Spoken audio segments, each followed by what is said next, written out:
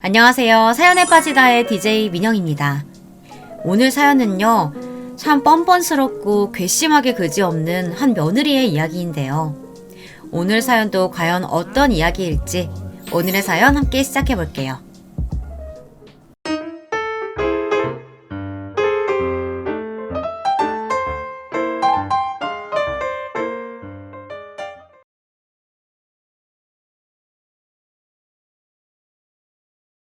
안녕하세요. 저는 70대 노모를 모시고 아내와 함께 살고 있는 50대 남자입니다. 아이들은 일찍이 다 출가시켰고요. 벌써 인생의 중반부, 아니 후반부에 접어들었네요. 50대이신 분들 여기도 많으실까요? 다들 어떻게 지내고 계실까요? 저는 지천명이라 불리우는 남은 인생, 와이프와 친구처럼 다정하게, 그리고 가끔은 애인처럼 알콩달콩 오붓하게 보내는 게 소원이었던 사람입니다. 또한 아직 어머니가 살아계시다는 것에 감사하며 할 수 있는 한 최선을 다해 모시고자 하는 중대한 인생 업적도 있었죠. 비슷한 꿈을 꾸고 계시는 분들이 계시다면 제 이야기를 한번 귀 기울여 들어보시길 권합니다. 소박하다면 소박하다고 생각한 한 남자의 소원이 한순간에 얼마나 폭삭 무너져 내릴 수 있는지, 저희 집에 일어났다는 것이 아직도 믿기지 않는 비극에 대해 이야기해 보겠습니다. 비극의 시작인 제 아내와의 결혼 이야기부터 시작해 봐야겠습니다. 대개 제 또래들이 그랬듯 저와 아내는 중매로 만나 서로를 자세히 알 겨를도 없이 신속하게 식을 올렸습니다. 아내와 선을 본 것이 제 기억으론 3월 초순이었는데 그 다음 달인 4월 중순에 결혼식을 했으니 거진 한 달 만에 초스피드로 결혼을 한 거죠. 그냥 서로가 마음에 들고 마음에 안 들고 하는 것들을 따져볼 것도 없이 커다란 흠이나 하자가 없으면 그럭저럭 결혼하는 것이 그 당시에 순리라면 순리였으니까요. 그 당시 저희 아버지는 큰 은행에 다니셨고 두 분 다 집안도 사회적으로 위치가 있는 집안이셨기 때문에 결혼에 여러 지원을 받았습니다. 그렇기에 아내 쪽에서는 저를 썩 마음에 들어 하셨습니다. 마음에 들어 하셨다는 것이 어느 정도였냐면 패물도 넉넉히 해주셨고 좋은 차도 다 지원해 주셨고 융자 뺀 나머지 집 장만 금액도 다 내주셨는데 그 당시에 이 정도 미리 장만해서 결혼하는 사람들이 극히 드물었어요. 그렇게 신접살림을 시작하니 저를 반기지 않을래야 않을 수가 없었던 거죠. 아내 성격이 독특하다고 느낀 건 본격적으로 신혼살림을 살기 시작했을 때였습니다. 아내는 성격이 꽤나 특이했어요. 결혼 전에는 워낙 말이 없고 조신한 성격이라고 생각했었는데 결혼 후에 자세히 보니 워낙 고집이 세고 사교성이 없는 외골수 같은 성격이었던 것 같더라고요. 아내는요, 누가 자기한테 뭐 하라고 시키는 걸 정말 싫어하고요. 하라고 해도 자기가 싫은 건 절대 안 하는 성격이었습니다. 일례로 저희가 신혼살림을 차린 지 얼마 안 되어서 저희 식구들을 집들이에 초대한 적이 있었습니다. 그때는 살아계셨던 저희 아버지, 어머니, 누나들, 매형들, 그리고 조카들까지 온 가족이 총출동했던 날이었어요. 띵동 벨이 울리고 매형이 앞장서서 가족들을 다 데리고 처남댁 안녕하세요 하면서 들어오는데 아내는 가족들이 들이닥치자마자 정색을 하고 인사도 하는 둥 마는 둥 마지못해 손님들을 맞이하더라고요. 거실에 다 같이 모인 지 얼마나 됐을까. 그래도 명색이 안주인인 아내가 입을 꾹 다물고 앉아있으니 분위기가 좋을 리가 있었겠습니까? 하도 어색해서 매형이 농담을 몇 개 던지면 그마저도 싫은 내색을 노골적으로 표현했습니다. 신혼집이 분위기가 참 좋네요. 요즘 깨가 쏟아지시죠? 그냥 그렇죠 뭐. 근데 제가 오늘 좀 피곤해서요. 좀 들어가 쉴게요. 아내는 갑자기 피곤한 기색을 내뱉으며 방으로 쏙 들어가 버리더니 진짜로 한 발짝도 나오질 않는 겁니다. 아니 여러분, 상식적으로 이게 이해가 가십니까? 아무리 사교성이 없더라도 그래, 아무리 아주 눈꺼풀이 땅에 닿을 만큼 피곤하더라도 아직 시집 온 지 한 달도 안 된 여자가 시댁 식구들이 왔는데 할 수 있는 만큼 노력이라는 걸 해보고 그래도 정 피곤하면 최대한 양해를 구하고 방에 들어가 쉴 수 있는 거 아닙니까? 그게 그렇게 어렵나요? 그날 차린 음식도 당연히 거진 밖에서 사온 음식이었고요. 아무튼 저희 가족들이 참 어이없어하고 저는 중간에서 아주 난처했던 기억이 납니다. 들으시는 분들이 속물 같다고 생각하실지 모르겠습니다만 저는 저희 부모님께서 많은 지원을 해주셨으니 어느 정도 고마운 마음을 가지고 도리 정도는 했으면 좋겠다고 말했습니다. 집들이를 했던 날 밤, 어머니가 신혼살림 사는데 보태쓰라고 아버지 몰래 용돈도 많이 지어주고 가셔서 어머니에게 전화 한번 드리자고 했더니 아내가 뭐라고 했는지 아십니까? 아, 그놈의 전화 강요는 여기 와서도 하네? 신혼여행 갔을 때도 분명히 제가 각자 집에는 각자 알아서 전화하고 그러자고 했었잖아요. 싫다는데 왜 자꾸 그래요? 돈도 얼마 되지도 않는구만. 이딴 돈 안 받고 손님상 안 차리는 게 낫지. 정말 충격적이지 않습니까? 아니, 대체 여자들은 왜 이렇게 시댁을 싫어할까요? 그만한 이유가 있겠지. 시어머니가 시자 짓을 했으니 하시는 분들도 있겠지만 제가 보기엔 전혀 그렇지 않았습니다.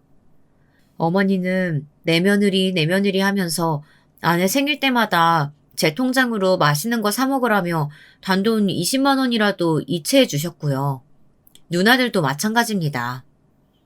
자기 지갑 살 때, 립스틱 살 때 아내 것도 꼭 더 좋은 것으로 하나 사서 주는 그런 사람들이란 말입니다. 그럴 때마다 아내가 부담스러워할까봐 어머니며 누나들이며 다 저를 통해 모든 걸 전달하곤 했는데 아내는 그걸 다 받고 겉으로는 어머 정말 감사하네요 라고 하지만 언제 한번 직접 감사하다고 전화라도 한번 한 적이 있는 줄 아십니까? 한 번은 이런 어처구니 없는 일도 있었습니다. 저는 아내의 이런 점이 영 못마땅했기에 처가에 최대한 솔선수범해서 잘하자는 주의였거든요. 제가 먼저 모범을 보이면 자기도 뭔가 느끼는 바가 있겠지. 처음에야 못된 마음을 먹었더라도 저에게 미안한 마음에서라도 양심이 있으면 행동거지를 고쳐 먹겠지라는 생각이 들었던 겁니다. 때문에 제가 먼저 제철 음식 빠지지 않게 좋은 음식 있으면 장모님 장인어른 잡숫게 해드렸고요. 용돈이나 안부 전화도 자주 드렸고요. 근데 이 여자는 도리어 장모님에게 짜증을 냅니다. 엄마, 박사엄마한테 너무 잘해주고 그러지 마. 자주 온다고 해도 오지 말라고 하고 전화도 자주 하지 마. 그 사람 그러면 나한테 똑같이 말한다니까? 나도 시부모님한테 그렇게 해야 되는데 나는 절대 그럴 생각 없어. 그리고 처음이 중요하다며 처음부터 그렇게 잘해놓고 나중에 안 하면 욕 더 먹는다고 하던데? 나는 그냥 처음부터 나쁜 년 할래. 알겠지? 그러니까 엄마가 협조 잘해줘야 돼. 우연히 아내가 장모님에게 이렇게 신신당부하는 걸 듣는데 어떤 남자가 정내미가 안 떨어질 수 있겠습니까? 그리고 괜히 곤란하기도 했습니다. 그렇게 1년, 2년을 보내고 나니 모양새가 괜히 저만 아내가 좋아 죽는 나머지 처가 말뚝만 봐도 저라는 팔불출이 되어버렸거든요. 은근히 저희 집에 미안한 겁니다. 그래서 어머니나 누나들한테도 그런 내색이라도 하면 우리 집에서는 참 속도 좋게 이렇게 말했습니다. 우리 땐 다들 시댁에서는 딸 자식도 자식인데 괄시하고 남의 자식 귀한 줄도 모르고 그렇게 커오다 보니 그런 게 당연한 줄 알고 시댁에 시자만 들어도 벌벌 떨고 그랬잖니. 내가 아무것도 모르는 19살, 20살 때 얼마나 서러웠게. 나는 내 며느리한테는 정말 최선을 다해서 내 자식처럼 잘해주자고 다짐하고 살아왔다. 그러니까 아무 말 말거라. 맞아. 나도 시집가서 진짜 이상하다고 생각하는 거 많았는데 우리 엄마는 그런 시어머니가 아니라서 너무 좋다. 나 역시도 올케한테 그런 부담은 안 주고 싶어. 그냥 하고 싶은 대로 둬. 나중에 나이 들고 가족끼리 부대끼면서 정 생기면 다 순리대로 변하게 되어 있어. 그런데 사람이 말입니다. 이런 일을 반복해서 겪다 보니 사람이 좀 이상해지는 것 같습니다. 도무지 답답해서 살 수가 있어야죠. 허심탄회하게 이야기라도 해보려고 하면 아내는 듣기 싫은 이야기만 나와도 입을 꾹 다물고 TV만 보고 있더라니까요. 이래봬도 제 성격이 순하다는 얘기를 많이 듣고 살아왔는데 아내와 이런 이유로 마찰이 잦아져서인지 언제부턴가 아내의 이런 태도에 언성을 높여 싸우는 일도 종종 있었습니다. 그렇게 아내와 더는 못 살겠다 생각이 드는 순간 기가 막힌 타이밍에 첫째가 들어서고 또 둘째가 들어서고 애들 키우고 돈벌이 하고 하다 보면 하루하루가 정말 바쁘게 흘러갔습니다. 그러다가 제 인생에 정말 슬픈 일이 일어났습니다. 그간 앓으셨던 지병이 악화되어 아버지가 돌아가시게 된 겁니다. 긴 투병 생활을 하셨던 터라 어쩐지 마음의 준비를 한다고는 했지만 그래도 아버지가 이제 같은 하늘 아래에 없다고 생각하니 큰 충격을 받았던 것 같습니다. 장례를 치르고 문득 거울을 보니 머리가 다 새하얗게 바래버렸더군요. 아버지가 돌아가시고 저희는 3일장을 치르고 다 같이 본가로 갔습니다. 다들 며칠을 밤을 샜고 많이 울기도 울었고 입맛이 없어 끼니도 거른 채 아버지 마지막 가시는 길 보겠다고 궂은 날씨에 산까지 올라갔다가 내려온 마당에 다들 심신이 많이 지쳐있는 상황이었습니다. 그런데 아내가 자꾸 빨리 아버지 유품을 정리하자고 보채는 게 아니겠어요? 지는 기운이 펄펄 나는 게 아무리 한 다리 건너 시아버지 상중이라지만 어찌나 끼니도 잘 챙겨 먹고 때 되면 잠도 잘 자는지. 조문객이 많아서 시끄럽고 누워있을라 치면 누가 자꾸 찾으니까요. 글쎄 이 여자가 차키를 가지고 도망가서 몰래 차 안에서 잠을 청하던 사람입니다. 제 짐작으로 아내가 아버지의 유품 정리를 추궁하는 것은 본인 계산에 있을 수 없이 3일이나 시댁 식구들과 나를 보냈으니 빨리 모든 걸 끝내고 집으로 내빼고 싶은 마음도 있었던 것 같습니다. 그렇게 아내의 성화에 못 이겨 가족들은 아버지의 유품 정리를 하기 시작했습니다. 아내의 재촉이 틀린 것도 아닌 것이 저희들 다 직장을 다니고 있는 처지고 본가도 서울이랑은 워낙 먼 지방도시여서 내일 아침 일찍 올라가기 전에 후다닥들 정리를 해야 그나마 밤잠이라도 일찍 들 수 있을 것 같았거든요. 그렇게 어머니와 누나들과 매형들까지도 울고 웃으며 아버지의 추억이 담긴 물건들을 정리하고 있는데 갑자기 아버지가 그때쯤 주로 낮 시간을 보내시던 사랑방에서 들려온 비명소리에 저 포함 저희 가족들은 깜짝 놀라고 말았습니다. 그것은 바로 아내의 비명, 아니 환호성 소리였습니다. 상중에 환호성 소리라니 놀란 저희는 한달음에 아내가 있는 방으로 뛰쳐들어갔습니다. 와, 와, 신봤다. 아내가 정리하고 있던 사랑방으로 가보니 글쎄 아내가 웬 돈다발을 손에 가득 들고 덩실덩실 춤을 추면서 만세를 부르고 있는 게 아니겠습니까? 그게 다 무슨 돈이야? 여기 아버님 옷 정리하는데 서랍 깊숙한 곳에서 나왔어요. 한 300만 원쯤은 되는 것 같아요. 와, 횡재했다. 저는 정말이지 아내가 꼴 보기 싫어 고개를 획 돌려버렸습니다. 저희 가족은 하루아침에 아버지가 돌아가셔서 그 슬픔이 아직 실감나지도 않고 떨떠름한 상황인데 분위기 파악도 못하고 자기는 돈 몇 푼 발견했다고 저렇게 기뻐하면서 호들갑을 떨어야 될 일입니까? 누나랑 어머니도 표정이 확 안 좋아지더군요. 보다 못한 큰누나가 아내에게 한마디 했습니다. 그렇게 호들갑 떨 건 없지 않아? 아버지가 살아생전에 검소하게 사시면서 모아두신 쌈짓돈일 텐데 우리 집이 없이 사는 집도 아니었는데 그렇게 현금 다발을 또 따로 모아두신 걸 생각하니까 난 또 마음이 짠하네. 그만해. 보기 안 좋다. 큰 누나가 말을 다 잊지 못하고 울먹거리니 아내는 조금 눈치를 보는 것 같더니 이렇게 말하더군요. 제가 너무 호들갑 떨었나요? 죄송해요. 너무 놀란 마음에 그만. 그런데 형님, 이 돈은 어떻게 처리하죠? 이 돈은 제가 발견했으니까 제가 가져도 되는 거겠죠? 이렇게 제가 이 방 정리를 맡고 혹시나 해서 손 넣어본 곳에 이렇게 현금 다발이 있으니 아버님이 생전에 저를 예뻐하시더니 이렇게 큰 선물을 주신 것 같기도 해서 감격스럽네요. 자, 형님들도 빨리 항구 약속 맡으세요. 귀중품이든 현금이든 먼저 찾는 사람이 임자니까 어서 서두르세요. 누나들과 어머니도 저처럼 혀를 내두르며 그냥 아내를 외면해 버렸습니다. 저는 처음부터 아내와 더 말을 섞고 싶지도 않았고요. 그렇게 아버지의 상을 치르고 저희는 집으로 돌아왔습니다. 여지껏 제 아내의 만행을 들은 분들이라면 지금쯤 궁금하실 겁니다. 아니, 그렇게 지독한 여자가 어떻게 저희 어머님을 모시고 지금껏 살고 있냐고요. 거기에는 또 기가 막힌 스토리가 있습니다. 아버지가 돌아가시고 어머니는 혼자서도 그럭저럭 잘 지내고 계시는 듯 했습니다. 그래도 자식들이 많으니 번갈아 가면서 전화도 드리고 주말이면 찾아가서 하룻밤이라도 자고 오려고 했고요.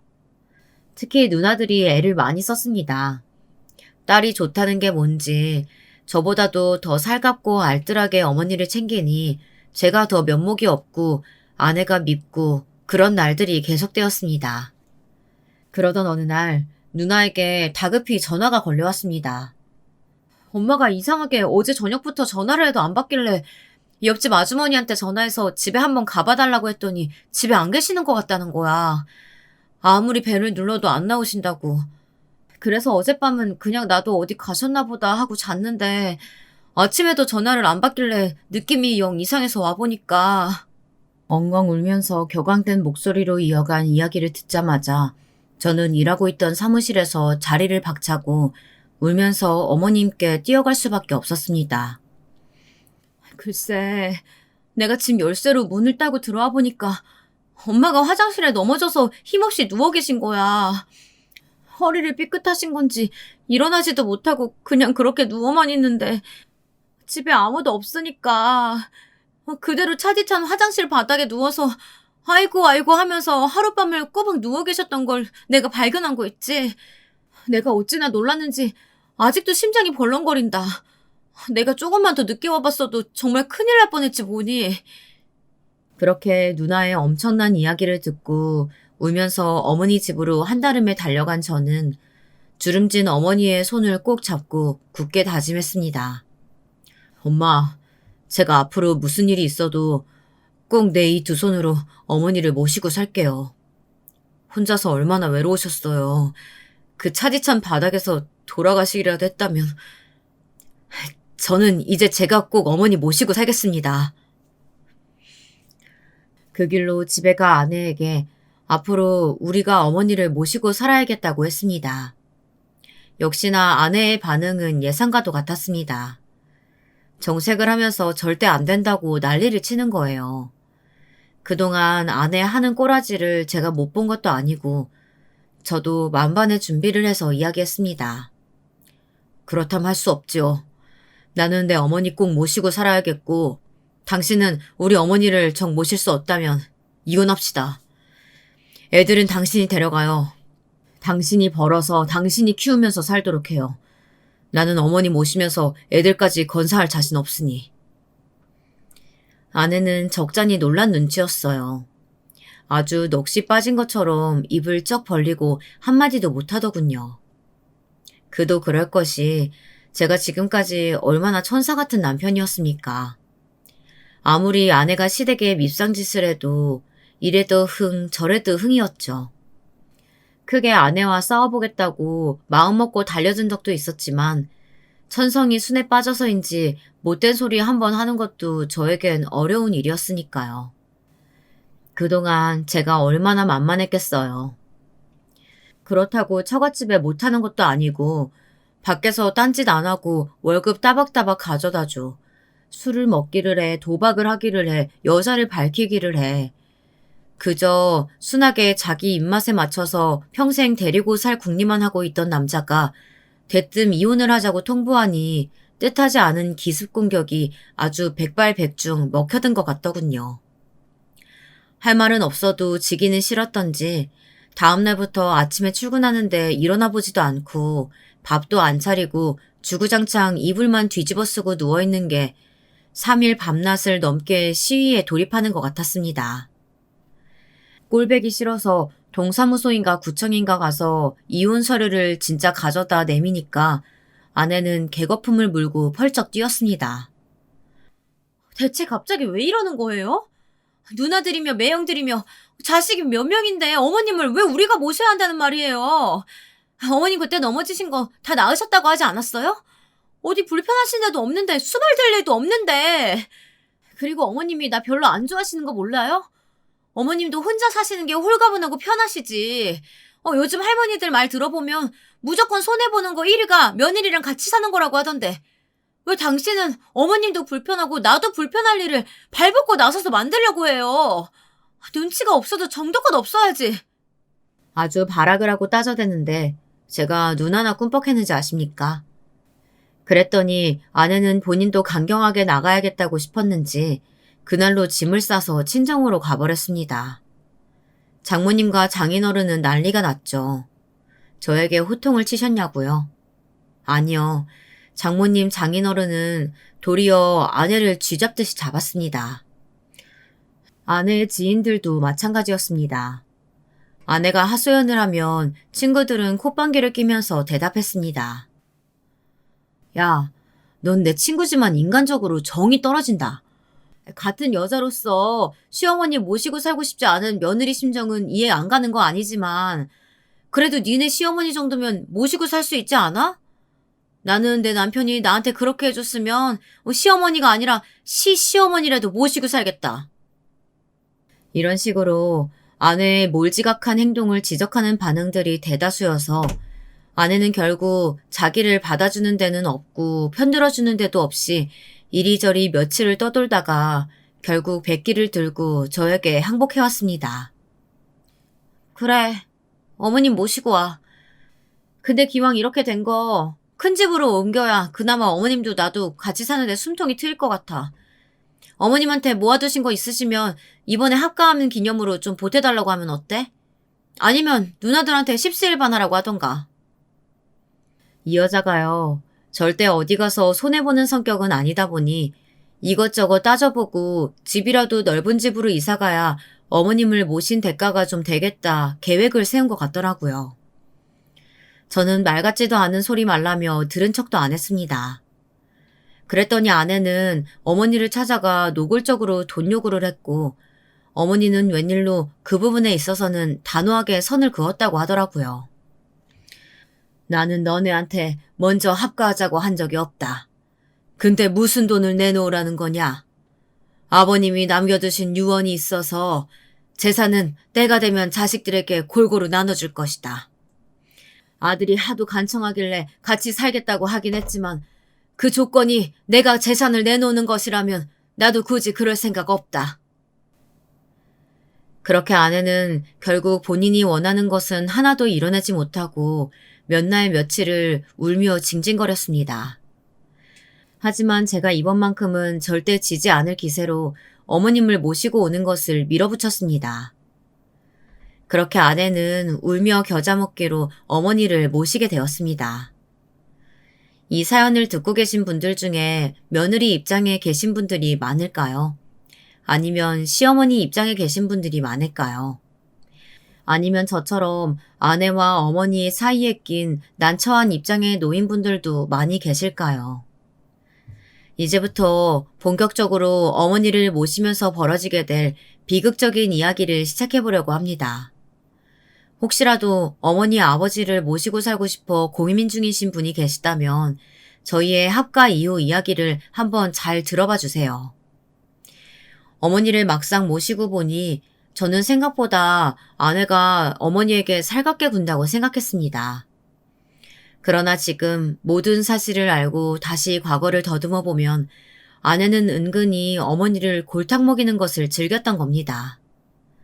예를 들면 음식할 때 아내는 어머니 국에만 간을 아주 짜게 해서 내놨습니다. 어머니는 처음에야 참고 드셨지만 소태 같은 국에 참다 못해 애미야, 국이 좀 짜다 고 조심스레 말을 할 때도 있었고 그럴 때면 아내는 능청스럽게 말했습니다. 어머, 어머니, 전에는 안 그러셨는데. 연세가 드시면 입맛이 조금씩들 변한다고 하더라고요. 애들아, 국이 짜니? 여보, 국 짜요? 제 국은 제가 먹기에 괜찮은데. 그러면서 다른 가족들에게도 국을 한 번씩 먹어보라고 하는데 어머님 것만 소금 간을 따로 했으니 저희 국은 이상이 있을 리가 없죠. 다들 고개를 절레절레 흔들면 그 자리에서 아내는 벌떡 일어나서 어머니 국그릇을 들고 확 싱크대에다가 국을 다 부어버리는 겁니다. 그리고 명랑하게 말했습니다. 어머님은 그럼 이 국 드시지 마세요. 제가 다른 국으로 새롭게 다시 끓여드릴게요. 이런 식으로 행동을 하는 겁니다. 그러면 저희 어머니가 이제 다들 식사하고 있는 와중에 오냐, 내 국 새로 끓여오라 하시겠습니까? 아니다, 됐다. 나는 그냥 있는 반찬으로만 먹을란다. 하고 머쓱해져서 대답하면 왠지 통쾌하다는 듯한 표정으로 자리에 다시 앉는 거죠. 아내는 아이들을 선동해서 어머니를 눈치 보게 만들기도 했습니다. 사실 아이들도 막 사춘기에 접어들면서 자기 공간이 필요하던 때인데 할머니 때문에 둘이 한 방을 쓰게 되었으니 그리 반갑지 않은 마음이 들 수도 있었겠죠. 특히나 제 어머니가 할머니를 그렇게 싫어하는 티를 내다 보니 아이들 입장에서는 제 어머니 고생시킨다는 생각에 할머니가 영 맞득치 않았나 봅니다. 똑같은 TV 프로그램을 봐도 자기들끼리만 안방에 우르르 몰려가서 TV 보는 일이 잦아졌다고 합니다. 서로 무릎을 베고 하하호호 아주 재미나게 보고 있으면 어머니는 혼자 거실에 앉아 우두커니 TV 앞에 앉아있는 날도 많았다고 합니다. 아, 어찌나 외롭고 따돌림을 당하는 느낌이셨을까요? 처음에는 어머님도 영문을 몰라 얘들아, 어차피 같은 프로그램 볼 거면 나도 같이 보자 하시며 안방으로 들어가 슬그머니 침대에 걸터 앉았지만 그때부터 다들 표정이 심상치 않게 변하고 그전까지 화기애애했던 분위기가 달아나 버리고 슬그머니 나도 자야겠다, 숙제해야겠다, 재미없어졌다 하고 방을 나가버리는 바람에 나중에는 끼어들기도 머쓱해서 그냥 거실을 지키고 있었다고 하시더라고요. 그뿐인가요? 어머니가 욕실에서 목욕이라도 하고 나오면 노인 냄새인지 뭔지 난다며 코를 틀어쥐고 자기네들끼리 흉을 보기도 하고 어머니 앞에서 노골적으로 난 외할머니가 좋아, 외할머니 오랜만에 보고 싶다 이런 식으로 편가르기를 한 적도 있다고 합니다.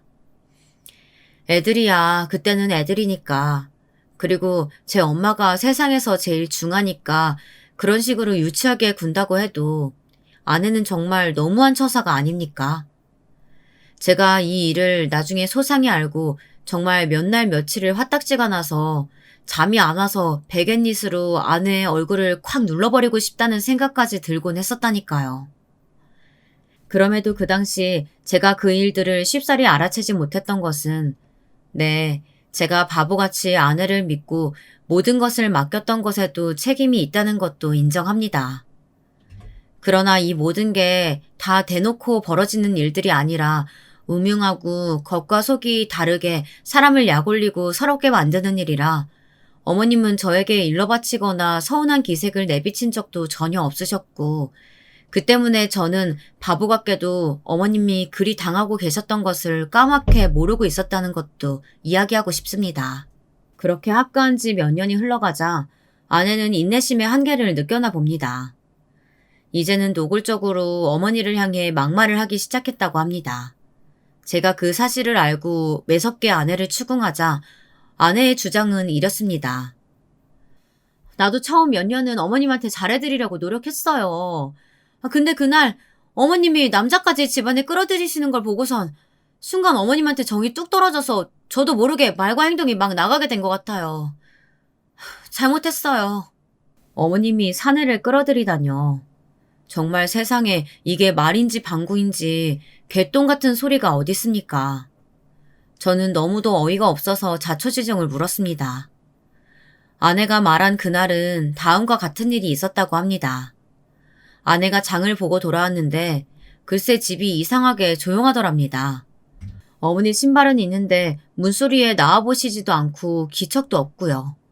애들도 없는 것 같고 어머니도 외출하셨나 싶어서 바쁘게 부엌으로 들어갔는데 글쎄 어머님 방에서 아파트 경비원이 옷 매무새를 주섬주섬 만지면서 황급히 나오다가 아내와 딱 마주쳤다는 겁니다. 어머, 아저씨가 여기 무슨 일이세요? 그리고 거긴 우리 어머님 방인데. 아, 잠시 여기 사모님이 봐달라고 하신 일이 있어서요.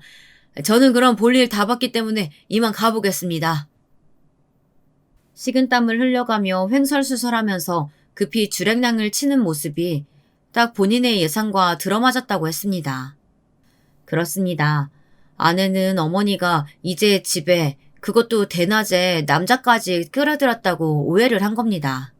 그치만 그 사실을 짐작은 해도 어머니한테 노골적으로 물어볼 수도 없고 해서 자기 혼자 그걸 기정사실화하면서 혼자 이런저런 상상을 하고 또 확신을 갖다 보니 어머니를 혐오스럽게 생각하며 대한 건 사실이라고 합니다.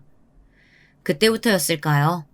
아내가 제가 없을 때면 어머니에게 막말을 하는 일이 많아졌다고 하더군요. 본인도 인정한 일들입니다. 세상에 아들 가진 분들이시라면 같은 처지에 놓인 며느리와 함께 살고 계신 분들이시다면 지금까지 제 아내가 어머니에게 짓거린 막말을 들으신다면 눈이 뒤집히고 속에서 천불이 날 것입니다. 한번 드러나 보시겠습니까? 가장 먼저 아내가 어머니에게 제일 많이 한 막말은 그럴 거면 내 집에서 꺼져라는 말이었습니다. 그냥 사사건건이 어머니한테 시비를 거는 겁니다. 어머니가 물걸레로 방을 훔치고 있으면 쪼르르 쫓아가서 왜요? 집이 더러워요? 지금 저더러 청소하라고 눈치 주시는 거죠? 그렇게 깔끔 떨고 고상한 척 하지 마시고 제 집 장만해서 깨끗하게 가꾸고 사세요. 결벽증 있는 척 하지 말고. 그럴 거면 내 집에서 꺼지라고. 어머니가 울리는 벨소리에 가서 인터폰만 받아도 왜요? 그 경비원이에요? 다 늙어서 왜 이렇게 남자를 밝히신데? 아들이랑 손자들 보기 부끄럽지도 않아요? 불편하게 여기서 이러고 있지 말고 그냥 집으로 꺼지세요. 아침, 점심, 저녁으로 남자들 바꿔가면서 불러드릴 수도 있고 얼마나 좋아. 이런 식으로요. 듣기만 해도 억장이 무너지지 않으십니까? 내 어머니가 며느리한테 저런 막말을 듣고 지내셨을 거라 생각하면 제가요. 그동안 뉴스나 신문기사에서 요양병원에 있는 할머니, 할아버지들 폭행하는 보호서 이야기를 들으면 정말 치를 떨었거든요. 세상에 상종 못할 사람이 자기 자식 학대하고 어디 가서 개나 갖다 버리고 그런 사람들만 있는 줄 알았는데 나이 드신 분들을 구박하고 때리는 사람들이 세상 천지에 어디 있냐고요. 근데 세상에 저희 어머니는 요양병원에서도 듣지 못할 막말을 심지어 본인 아들과 함께 자식 낳고 살고 있는 며느리에게 듣고 있었단 말입니다. 아직 두 번째가 남아 있습니다. 아내가 어머니한테 자주 했던 또 다른 막말은 곧 뒤질 양반이라는 비아냥이었습니다. 어머니는 원체 깔끔한 성격이셨는데 매일 아침 5시면 일어나서 구석구석 씻으시곤 피부를 정돈하고 옷도 정갈하게 갈아입곤 하셨죠. 그런 모습을 보면 아내는 막말을 하기도 했고 가끔 누나들이나 친구들을 만나 쇼핑이라도 하고 돌아오는 모습을 봐도 비슷한 막말을 하면서 궁시렁대곤 했습니다. 어머님, 그렇게 지극장성으로 몸 돌보니 이승에 미련이 참 많으시겠어요. 저는 벌써 이 나이에도 모든 것이 귀찮은데 혹시 저보다 어머니가 더 오래 사시는 건 아닐까요? 그렇다면 그게 더 호상이라면 호상일지 주변 사람들은 뭐라고 할지 모르겠네요. 요즘 세상에 며느리가 시어머니 모시고 사는 게 보통 일이겠어요? 나라에서 연료문이라도 부활시켜서 제 앞으로 세워주는 게 아닌가 모르겠어요. 여기 시어머니 모시고 살던 며느리 결국 시어머니보다 먼저 죽고 말았다. 이런 묘비명이라도 세워주려나요? 아무튼 희한한 양반이야. 곧 돌아가셔도 이상하지도 않을 나이에 저렇게 본인 치장을 하셔. 그러던 어느 날이었습니다. 여느 때처럼 저는 이 멍청한 놈은 어머님이 그런 수모를 겪고 계신 줄도 모르고 속 편하게 저녁 식사를 하고 있었습니다. 어머님이 표정도 좋지 않으시고 반찬이며 밥을 깨작깨작 드시는 것이 영 드시는 게 시원치 않아서 입맛 없으시냐고 물었더니 어머니는 한쪽 볼을 부여잡고 인상을 찌푸리며 말했습니다. 내 원래 오른쪽 이가 항상 아팠는데 요즘 좀 심해진 것 같아. 엊그제 치과에 갔더니 임플란트인가 뭔가 해야 된다더라. 제가 보기에도 많이 고통스러워하시는 것 같고 식사도 요 며칠 영 못하시는 것이 그래서였구나 싶어서 바로 알겠다고 내일 치과에 모시고 갈 테니 같이 한번 진찰을 다시 받아보자고 했더니 아내가 입이 대빨 나와서 잘 먹던 숟가락을 탁 내려놓더군요. 그러더니 삐진 사람처럼 획하니 방으로 들어가 버렸습니다.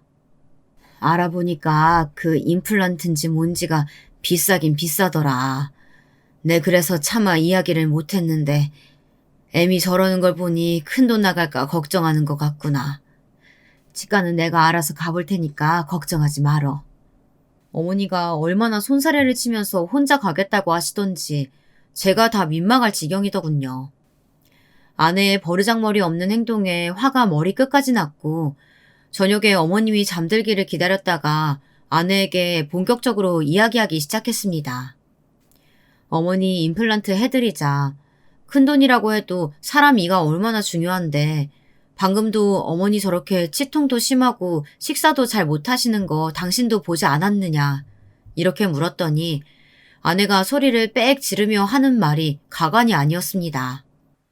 싫어요. 나는 그 돈 아깝다고요. 아니 곧 뒤질 양반한테 무슨 돈을 써? 그냥 이 몸으로 씹으라고 해. 내가 왜 내 돈으로 어머님 이빨까지 해넣어야 해? 너무도 충격적인 막말에 저도 모르게 너 지금 우리 어머니한테 뭐라고 했어? 내가 이걸 그냥 확 하면서 손이 올라갔는데요. 갑자기 문이 벌컥 열리면서 격앙된 표정으로 어머니가 뛰쳐들어왔습니다. 내 임플란트인지 뭔지로 오늘 너네가 분명 말다툼 할 수도 있을 거라 생각했는데 애미 네가 말버릇이 점점 고약해지는구나. 지금 저희 부부 사생활까지 엿들이시는 거예요? 그래, 내가 다 들었다. 네 말대로라면 나는 곧 뒤질 양반이니 내가 가진 돈이나 실컷 쓰다가 죽어야겠구나.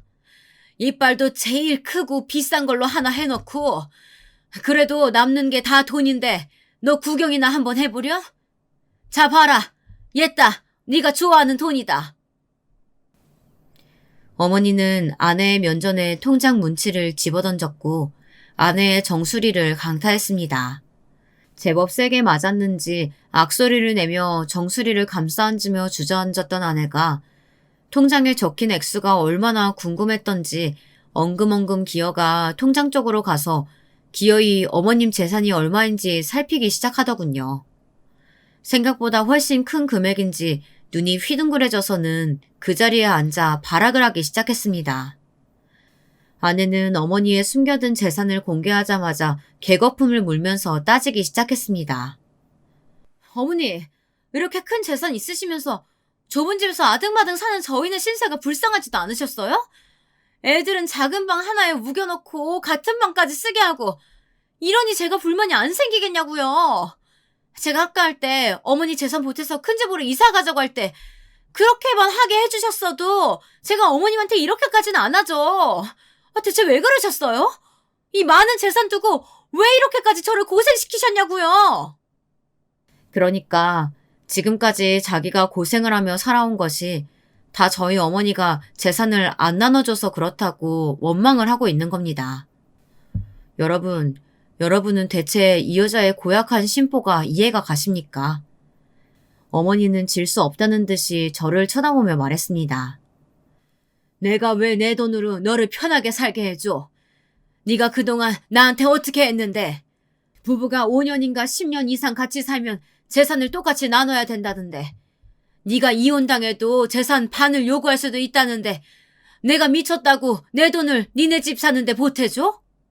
저는 어머니의 아들이지만 저희 어머니같이 점잖고 깔끔하신 분이 그렇게 흥분해서 표독스럽고 매섭게 말씀하시는 것을 처음 보았습니다.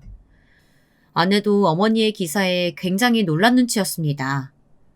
아내가 잠시 주춤하자 어머니가 야심차게 주머니에서 하나 더 꺼내든 것이 있었습니다. 그것의 정체를 알아보자 아내는 아연실색하며 얼굴이 하얗게 질려버렸습니다. 그 정체가 무엇이었는지 아십니까? 자, 봐라. 내 이런 날이 올 줄 알았다. 내가 그동안 너한테 당하면서 잠자코 있었던 것은 증거를 모으기 위함이었어. 네가 영악하고 못된 애인 줄은 알았지만 같이 살아보니 생각했던 것보다 더 악하고 치졸한 애더구나. 그래서 나도 준비했지. 내가 그동안 있었던 모든 일 생생하게 녹음하고 카메라로 찍어놓은 것들이다.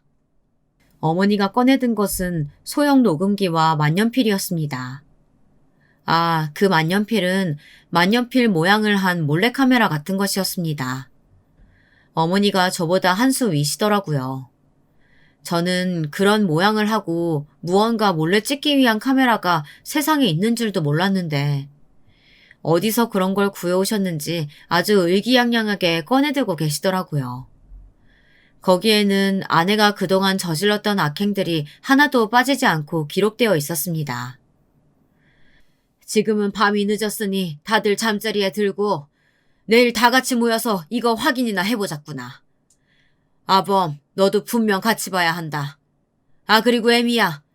혹시나 네가 내 방에 오늘 몰래 들어와서 이거 훔쳐갈까봐 내 노파심에 하는 말인데 이미 내 딸들한테 이것과 똑같은 복사본 보내두었다. 증거 아무리 없애도 소용없을 것이며 그렇게 된다면 네 형님들이 너를 정말로 가만두지 않을 것이야. 그렇게 저희는 꼼짝없이 다음 날이 오기를 기다렸습니다. 제가 느끼기에도 옆에 누운 아내가 벌벌 떠는 것이 고스란히 느껴졌습니다. 밤새 이리 뒤척 저리 뒤척이는 품이 얼마나 대체 무슨 잘못을 심하게 한 건지 저도 잠 한숨 자지 못하고 날이 밝아오고야 말았습니다. 다음 날 어머니는 작정을 하신 모양인지 누나와 매형들 내외까지 한자리에 불러 모았습니다. 그리고 먼저 녹음기를 틀어 아내의 막말이 담긴 대화들을 들려주었고 곧바로 카메라를 켜서 아내의 만행들이 그대로 찍힌 영상들을 가족들에게 보여주었습니다. 아내가 해온 끔찍한 일이 밝혀지자 누나들은 비명을 지르며 아내의 머리채를 잡았고 저도 모르게 아내의 멱살을 잡아올리고 말았습니다. 매형들도 분기탱천하여 그 자리에서 벌떡 일어나 주먹을 쥐고 파르르 떨고 있는 것이 보이더군요. 그 순간 초인종이 울렸습니다. 어머니가 기다렸다는 듯이 문을 열어주었고 그러자 웬 젊은 여자와 아파트 경비원이 함께 들어왔습니다. 먼저 젊은 여자는 명함을 내밀면서 자기소개를 했습니다. 안녕하세요. 저는 어머니의 의뢰를 받고 온 변호사입니다. 저는 그 오랜 시간 동안 어머니의 의뢰로 이 사건을 담당했습니다. 그리고 그동안 어머니가 오셔서 상담한 내용을 바탕으로 이렇게 증거를 모아두시는 것을 제가 권해드렸습니다. 이렇게 증거를 오픈하기 전까지는 절대 재산은 오픈하지도 나눠주지도 말라고 말씀드렸고요. 당신이 뭔데 남의 집 일에 이래라 저래라 간섭이에요. 내 집에서 당장 나가요. 경찰 부를 거예요.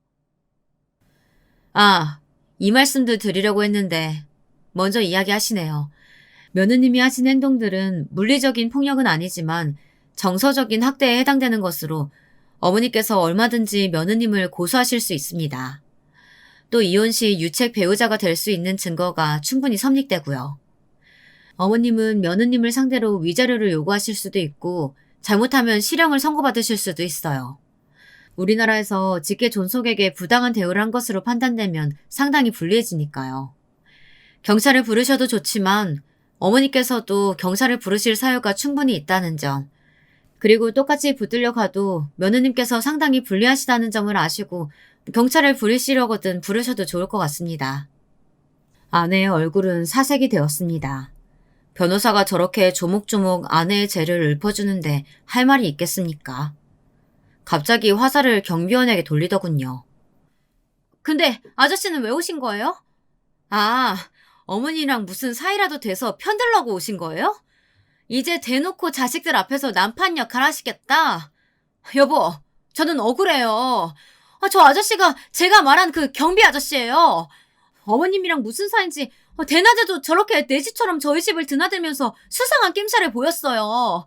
그래서 저도 모르게 그만... 어머니, 이건 어떻게 설명하실 거예요? 제가 설명드리겠습니다. 사모님과 저는 아무런 관계도 없습니다. 네, 제가 며칠 전에 여기 집에 왔다가 며느님 보고 황급히 나간 적이 있습니다. 그건 사실입니다. 그러나 제가 무슨 사모님과 부정한 짓을 저질렀다. 그런 일은 하늘에 맹세코 추후에 거짓도 없이 일어나지 않은 일입니다. 경비 아저씨가 설명한 자초지종은 다음과 같았습니다. 경비 아저씨는 어머니가 언젠가부터 수심이 가득한 표정으로 놀이터에 나와 앉아 계시는 걸 눈치채기 시작하셨다고 합니다. 갈수록 고민거리가 많아 보이는 얼굴을 보다 못한 경비 아저씨가 말을 건넨 적이 있었다고 합니다. 어르신, 요즘 자주 뵙는 것 같습니다. 집에만 계시는 것보다는 바람도 쐬고 하시면 좋죠. 그치만 날도 덥고 하니까 요 앞에 관리사무소에 있는 노인정에 한번 들러보시는 거 어떠세요? 거기에는 또래분들도 많아서 이야깃거리도 많고 가끔 화투치기도 하고 뭐 점심 정도는 다 같이 지어 먹기도 하는 모양이던데. 안 그래도 그즘 서러운 일을 많이 당했던 데다가 어디다가 하소연할 데도 없어서 혼자서 끙끙 앓던 어머니는 갑자기 다가와서 따뜻한 말을 건네는 경비원에 그만 왈칵 뜨거운 눈물을 쏟아내고 말았다고 합니다. 자초지종을 묻는 경비원에게 그동안 아내에게 당했던 서러운 일들을 털어놓으니 경비원은 자기 친구들 중에서도 그런 일 당했던 사람이 있다면서 당장 집에 찾아온 그 여자 변호사를 어머니에게 소개시켜줬다고 합니다. 그렇게 경비원과 변호사 그리고 어머니가 합심하여 이렇게 아내의 민낯을 만천하에 까발리게 된 것이었죠. 그때 그 경비원이 대낮에 우리 집에 왔다가 황급히 사라졌던 사건이요. 그날이 바로 이 소형 녹음기와 몰래카메라를 집안에 손보던 날이었다고 합니다. 어찌 변호사가 구해오라는 물건들을 구해오기는 했는데 당최 어머니 혼자 그걸 집안 어디다가 설치해야 할지 엄두가 나질 않아서 경비원에게 처음 설치를 부탁했고 그래서 증거를 차곡차곡 모으고 있었는데 갑자기 무슨 일인지 카메라가 잘 작동되지 않아 급히 경비원을 불렀던 것이라고 합니다. 배터리가 다 된 것 같아 교체를 하고 다시 제자리에 놓고 보니 또 은근히 눈에 띄는 것 같아서 다시 눈에 안 보이고 손에 안 닿는 곳을 물색해서 이리 놔보고 저리 달아보고 하다 보니 온 매무새도 망가지고 땀범벅이 되고 그런 걸 아내가 보고 불경스럽게도 오해를 한 모양이더군요. 더군다나 경비원이나 어머니나 아내 몰래 설치하라던 것이 놀란 마음에 허둥지둥 했을 테니 이래저래 오해를 할 수밖에 없던 상황이었던 것도 이해는 갑니다. 이 모든 일의 실체가 까발려지고 아내는 울며 불며 매달렸지만 더 이상 제가 어떻게 이 여자와 부부의 연을 이어갈 수 있겠어요. 저는 아내와 이혼을 결심했습니다. 만장일치로 누나들도 매형들도 찬성이었고요.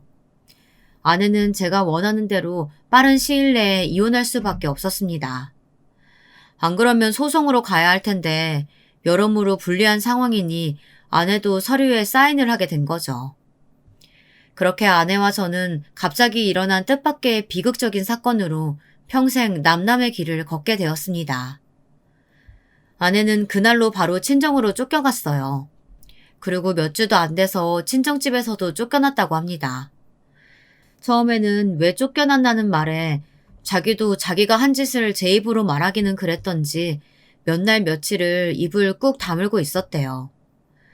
저에게 전화를 걸어 물어보셔서 제가 허심탄회하게 다 말씀을 드려버렸습니다. 그리고 제가 가지고 있던 녹음 파일과 영상도 보내드렸습니다. 본인 딸의 추악한 모습을 두 눈과 귀로 듣고 난 후에는 장인어른은 아내를 인간 취급도 안 했다고 합니다. 그랬더니 도리어 막말하는 게 습관이 되었는지 장인어른 장모님에게도 욕지거리를 해대니 참다 못한 장인어른이 그냥 집에서 쫓아버렸다고 해요. 그래도 딸이라고 가끔 찾아가 들여다보긴 하는데 볼 때마다 억정이 무너진다고 합니다. 혼자 남은 인생 살아가려면 돈이라도 벌어야 되는데 그저 빈둥빈둥 매일 배달 음식이나 시켜 먹고 핸드폰만 주구장창 들여다보고 있다뇨. 그러니 살이 얼마나 쪘는지 여자 몸무게가 100kg에 육박하게 되어 거동도 쉽지 않고 건강도 매우 좋지 않다고 들었습니다. 본인 자식이지만 본인들이 들여다봐도 정말 꼴보기 싫어 죽겠다는 장모님 장인어른이 그 연세에 맨날 울면서 동네를 돌아다닌다네요.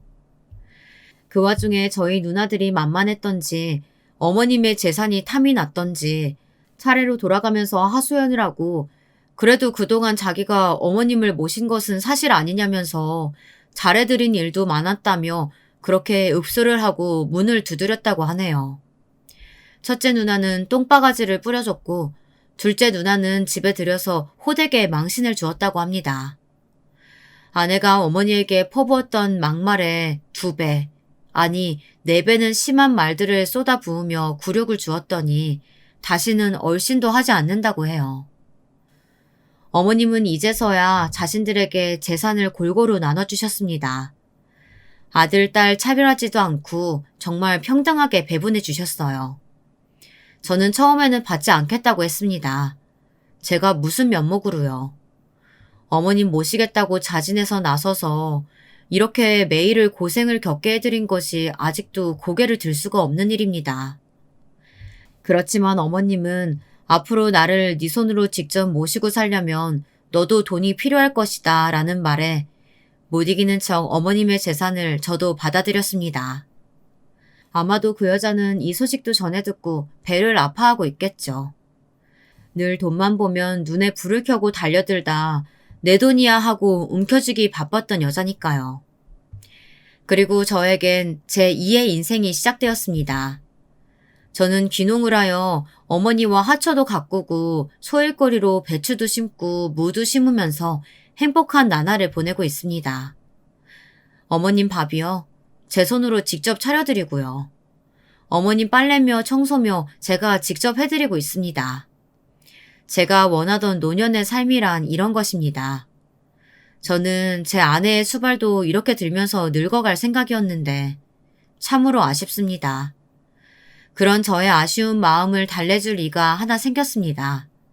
그때 그 여자 변호사 기억하십니까?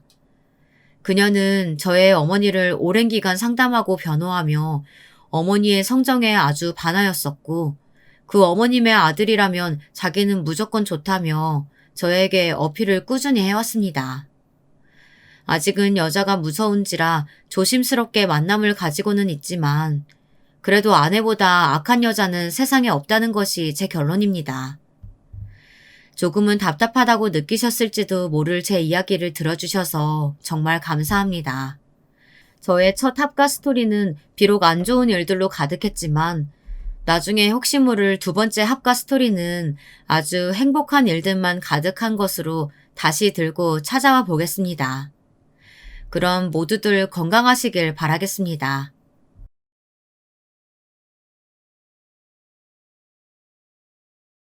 안녕하세요. 저는 40대 초반의 여성입니다. 얼마 전까지 남편과 2딸과 함께 행복한 결혼 생활을 했었던 사람입니다. 왜 과거형으로 이야기를 시작하는지 궁금하시죠?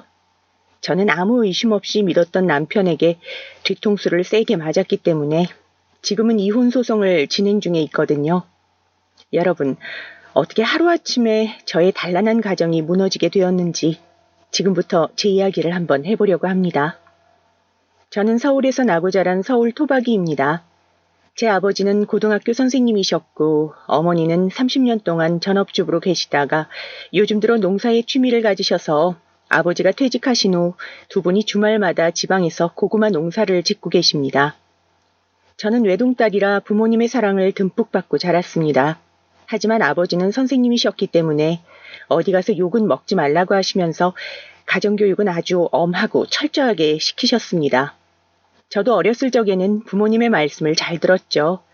하지만 고등학교에 진학한 후부터 저는 슬슬 아버지와 사이가 나빠지기 시작했습니다. 너 요즘 들어서 공부한다고 나가서 어디서 뭐라고 돌아다니는 거야? 정말 공부를 하러 가는 건지 아닌지 모르겠어. 어디 갈 생각 말고 주말에 집에서 공부해. 아빠, 저 집에서 공부 못해요. 집에 있으면 5만 가지 딴 생각이 나서 안 된단 말이에요. 친구랑 같이 공부해야 능률도 오르고요. 저 이제 어린애도 아니니까 제발 간섭 좀 그만하세요. 뭐야? 이 녀석이 아빠 말을 안 들어. 친구 만나서 공부를 하는지 안 하는지 내가 할 게 뭐야? 아버지가 집에서 너 공부하는 거 봐야 하니까 잔말하지 말고 집에서 공부해. 결국 엄한 아버지의 압력으로 저는 주말에 집에 있을 수밖에 없었죠.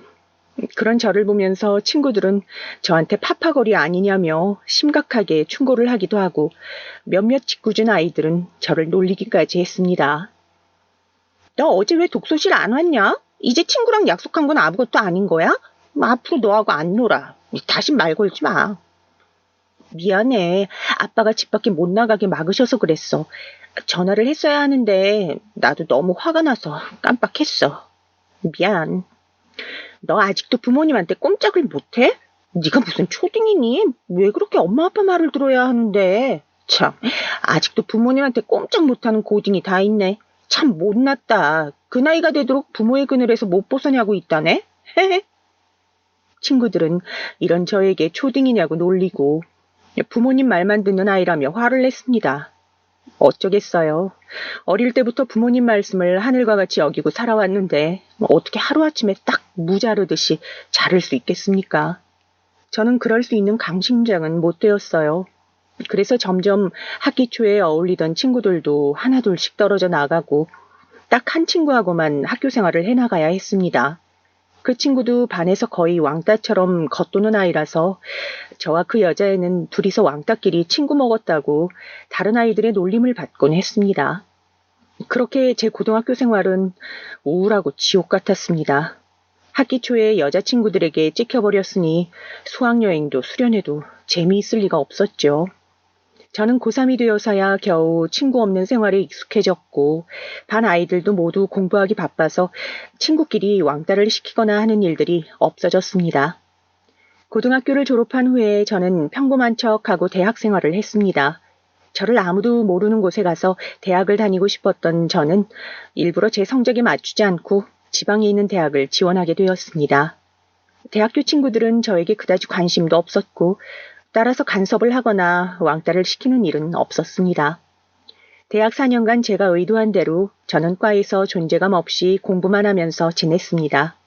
그렇게 대학을 졸업한 후 저는 서울에서 바로 취직을 하게 되었습니다. 아버지가 소개해 주신 집에서 멀지 않은 아버지 제자의 학원에서 강사로 일을 하게 되었습니다. 초등학생의 영어와 수학을 가르치는 일이었어요. 처음에는 아이들을 가르치는 일로 보람을 느끼며 열심히 강사 일을 했지만 점점 학원이라는 곳에 지쳐갔습니다.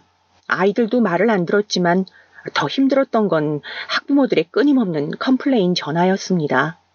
반에서 다른 아이만 편애를 한다는 둥, 1년을 보냈는데 성적이 하나도 오르지 않았다는 둥, 저에게 학원 강사로서의 자질은 있냐고 하던 학부모님들의 전화는 받기조차 소름 끼칠 만큼 스트레스였습니다. 저는 점점 학원에서의 스트레스로 인해 식사를 거부하며 빼빼 말라갔습니다.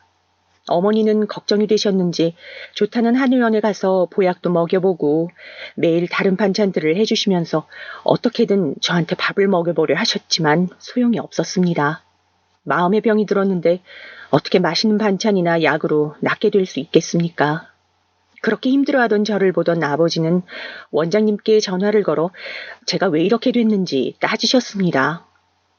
이 원장, 우리 애가 이제 그 학원에서 일을 더 하다간 제명에 못 살겠어. 미안하지만 우리 딸 더 이상 그 학원 못 나가겠네. 벌써 10kg나 살이 빠졌어. 안 그래도 건강이 좋은 애가 아니었는데 이젠 다 말라 죽어간다고. 자넨 관리자 입장에서 직원 관리를 어떻게 하는 건가? 참 이상하네요. 꼭 따님반만 문제가 많아서요. 반을 바꿔주어도 마찬가지고요. 다른 학원 강사들은 그런 컴플레인 들어도 다들 한 귀로 듣고 잘도 흘리던데 따님은 마음이 약해서 안 그러신가 봐요. 어쩔 수 없죠. 그럼 집에서 쉬게 하세요, 선생님. 그렇게 저는 3년 만에 학원을 그만두고 집에서 쉬게 되었습니다. 집에서 쉬면서 엄마의 극진한 간호를 받으니 다시 정신적으로 여유가 생겼는지 저는 밥을 거부하던 거식증에서 벗어났고 다시 살이 오르기 시작했어요. 어머니는 눈물을 흘리며 다행이라고 저에게 앞으로는 스트레스 받은 일은 하지 말라며 좀 쉬다가 다른 일을 알아보라고 하셨습니다.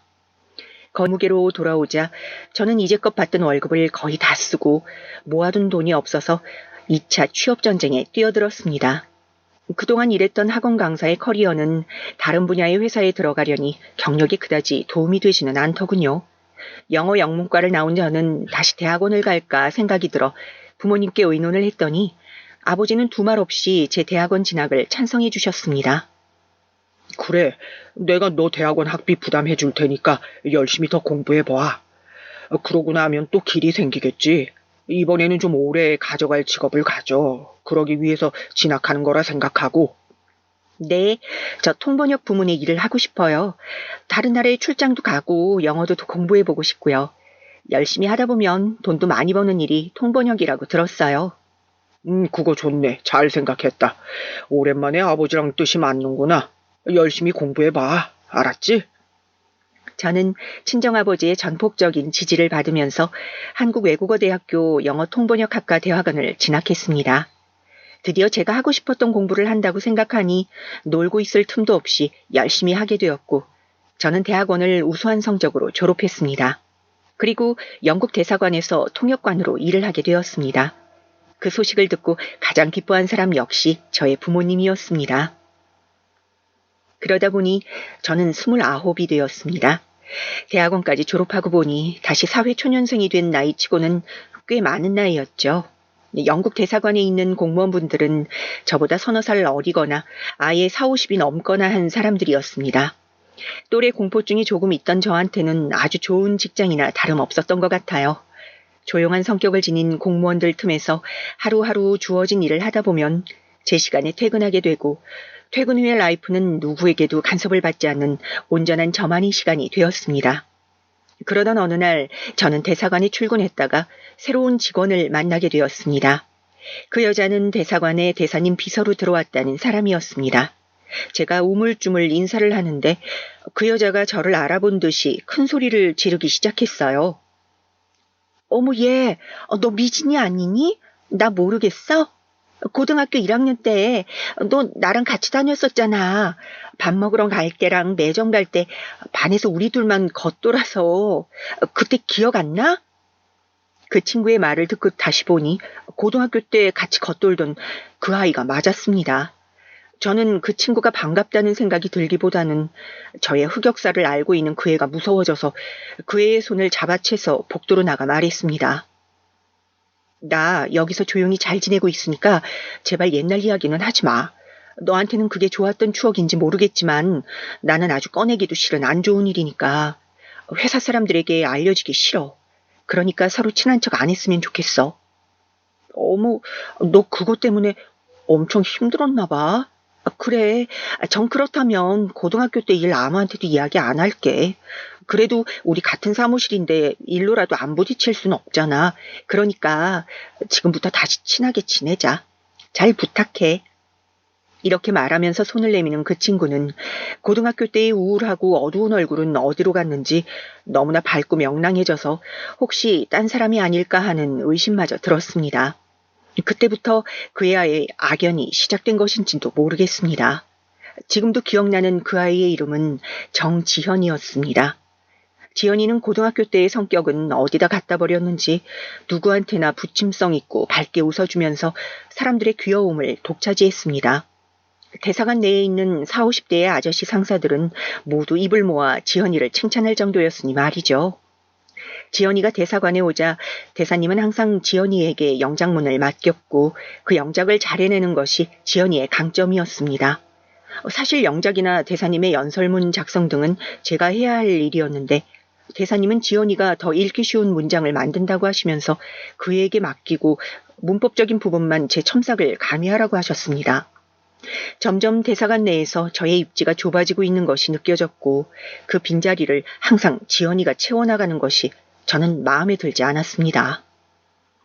정지현 씨, 이 부분이 조금 어색한 것 같은데 내가 고쳐볼 테니까 이렇게 다시 작성하세요. 어머 얘는 우리끼리 딱딱하게 지연 씨가 뭐야. 그냥 이름 불러. 나도 너 그냥 미진이라 부르잖아. 정지현 씨, 그런 말 하지 마세요. 공과 사를 구분 못하는 사람 나는 딱 싫어하니까 사무실에서는 친한 척 부르지 말고 C자 꼭 붙여주세요.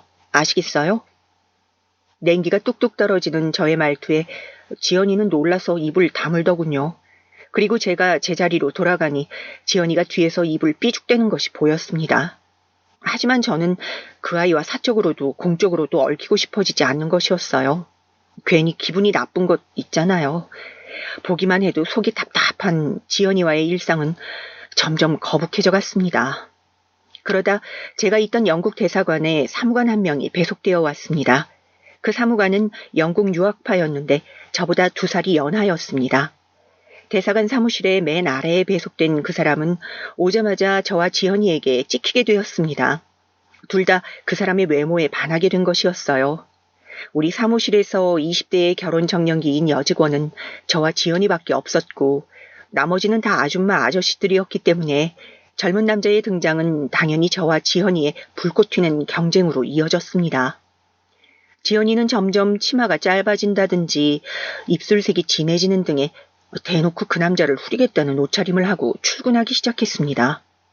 그에 비해서 저는 차마 지연이처럼 노골적인 어필은 하지 못하겠더라고요. 대신 저는 그 남자에게 친절하기로 마음먹고 점심시간 이후에 아이스 커피를 사준다든지 몰래 그 사람에게 업무적인 도움을 주고 생색을 내곤 했습니다. 여러분들은 저와 지연이 중 누가 이겼을 거라고 생각하시나요? 그렇습니다. 최후의 승자는 바로 저였어요. 왜냐하면 지연이는 얼마 후에 주한 영국 대사관에서 주일 대사관으로 발령이 났으니까요. 그 사무관이 온 지 4개월째 되는 때에 대사님이 바뀌면서 전 대사님이 비서인 지연이를 데리고 일본으로 가셨습니다. 일본으로 가는 것은 아무래도 커리어 면에서는 지연이에게 아주 잘된 일이었는데도 그 애는 그 남자를 남기고 간다는 사실 때문에 분해서 송별회에서 눈물을 보이고 말았습니다. 그 후 저는 그 사무관과 1년을 사귄 끝에 결혼에 꼴이 나게 되었습니다. 연하 남자와의 사내 연애는 처음부터 쉽지 않은 길이었지만 대사관 내의 나이든 직원들은 지연이라는 경쟁 상대를 물리친 저를 응원해 주었습니다. 그 결과 결혼식을 올리고 나서 저는 자의반 타의반으로 대사관 직원들을 모두 불러서 신혼집 집들이를 하게 되었습니다. 결혼하고 처음 맞는 직장 사람들과의 행사인 만큼 저는 그날 머리가 터질 정도로 긴장을 많이 했습니다. 도저히 혼자서는 음식을 못할 것 같아서 제 친정어머니에게 전화로 도움을 청해 두었는데 갑자기 또 시어머니에게 전화가 오는 것이었습니다. 예, 며느라기야. 오늘 너희 집 집들이 한다며? 이 엄마가 가서 잔치 음식 좀 해줄까?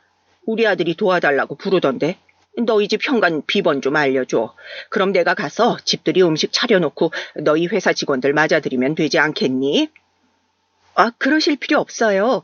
사실 제가 친정엄마께 와달라고 미리 부탁을 해뒀거든요. 어머니는 집도 안 가까운데 굳이 힘들게 안 오셔도 될 것 같아요.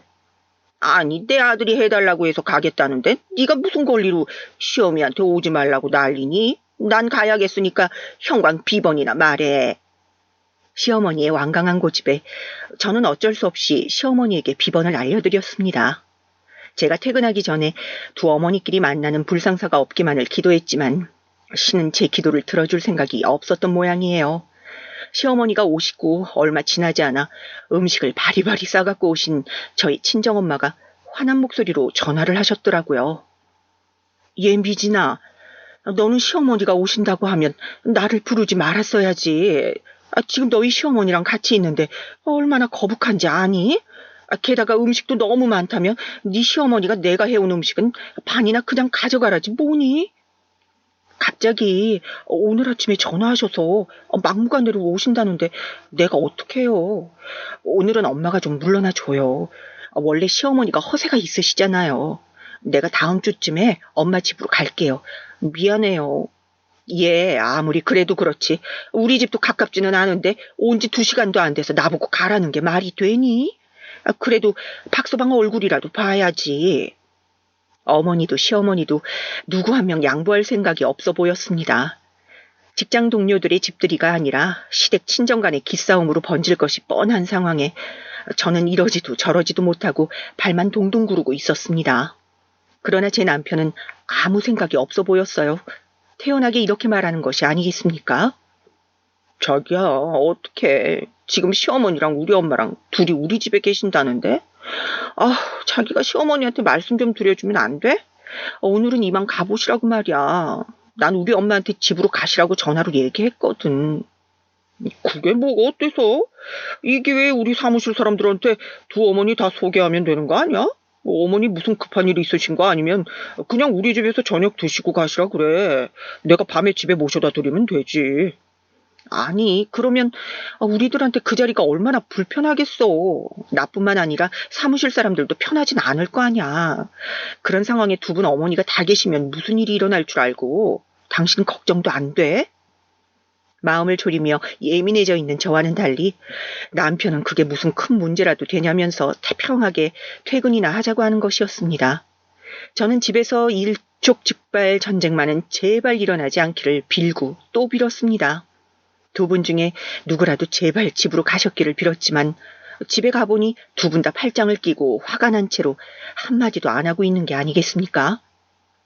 예, 며느라기야. 너 나보고 빨리 집에 가라고 했다며? 가까운 거리도 아닌데 어떻게 음식만 해놓고 가란 소리가 나오니 너는? 그러게, 얘가 저한테도 그랬답니다. 아무리 그래도 딸네 집에 도와주러 온 엄마한테 음식만 놓고 가라니 말이 되나요? 이 사부인이야 처음부터 부르지도 않았는데 오신 거고 저는 엄연히 도와달라고 부탁받고 온 건데 어떻게 그런 말을 할 수가 있죠? 내 아들 집에 내가 오는데 왜 며느리 허락을 받아야 됩니까? 저는 우리 아들이 도와달래서 온 거예요. 사부인도 모르면 가만히 계시지 왜 또 말 한마디를 보태서 사람 기분을 상하게 하세요? 양가 어머니들이 굳은 얼굴로 고집을 부리며 앉아서 힘겨루기를 하셔서 그날의 집들이 분위기는 완전히 망치고 말았습니다. 좀 이따 도착한 동료들도 술 한 잔도 눈치 보느라 못 마셨고 음식도 누구 것이 더 맛있느니 하는 문제로 두 어머니가 계속 신경전을 벌이셔서 입으로 들어가는지 코로 넘어가는지도 모를 정도로 정신이 없었거든요. 두 어머니가 집으로 가시고 나서 저는 그날 남편과 대판 싸우고 말았습니다. 남편은 어머니들이 계신 것이 집들이 분위기랑 무슨 상관이 있느냐는 쪽이었고 저는 회사 사람들이 오기 전에 두 분 다 가셨어야 한다는 쪽이었거든요. 여러분은 어떻게 생각하시나요?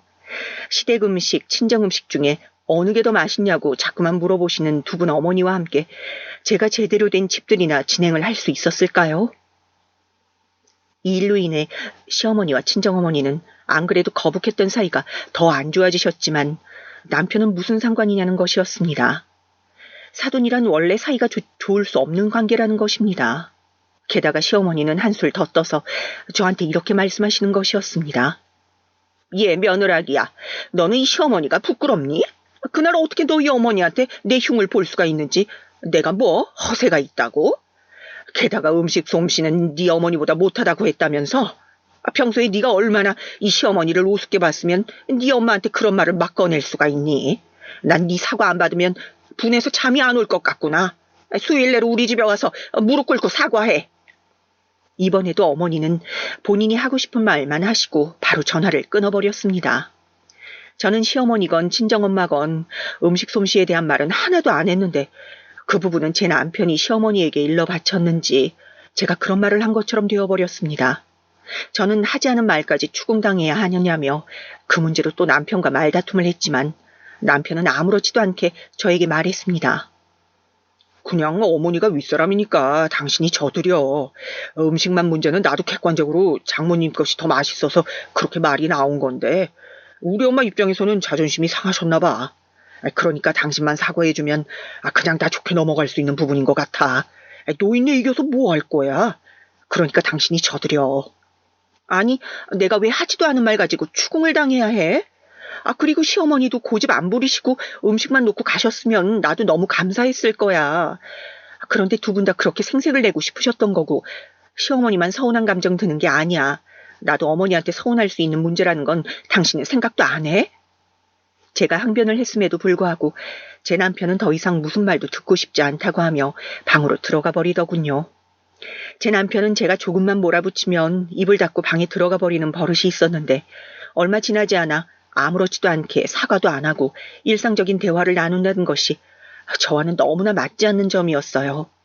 저는 무슨 일에든 잘잘못을 따지고 넘어가야 속이 풀리는 성격이거든요. 잘못한 사람이 꼭 사과를 해야 하고요. 그래야 어색한 감정이 풀리고 그 사람을 똑바로 볼 수 있는 성격이었습니다. 하지만 시어머니가 막무가내로 고집을 부리시는 바람에 남편은 저에게 어머니께 가서 사과를 하도록 강요했고, 저는 그날 눈물을 흘리며 시댁에 가서 무릎을 꿇고 사과를 해야만 했습니다.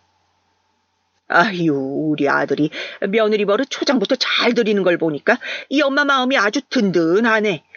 잘못을 했으면 사과를 해야지. 어디서 그냥 넘어가려고 들어.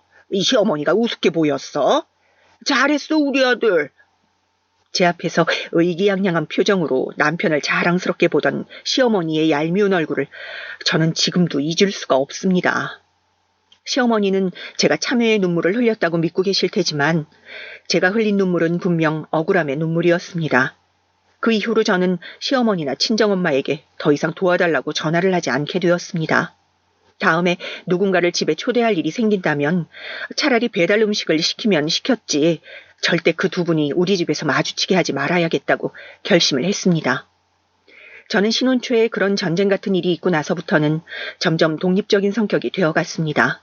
아이를 낳았을 때도 시댁과 친정의 도움을 받지 않고 계획적으로 돈을 모아서 산후조리원에 가게 되었고, 육아 역시 집 근처에 있는 모르는 아주머니에게 도움을 요청했습니다.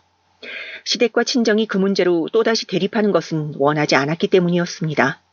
같은 아파트 같은 동에 사는 그 아주머니는 제 딸들을 마치 조카처럼 귀여워하시면서 잘 키워주셨습니다. 그 덕분에 저는 경력 단절이 되지 않고 대사관에서 계속 일을 할 수가 있었고요. 그 후로는 남편과 그다지 싸울 일이 없이 잘 지냈습니다.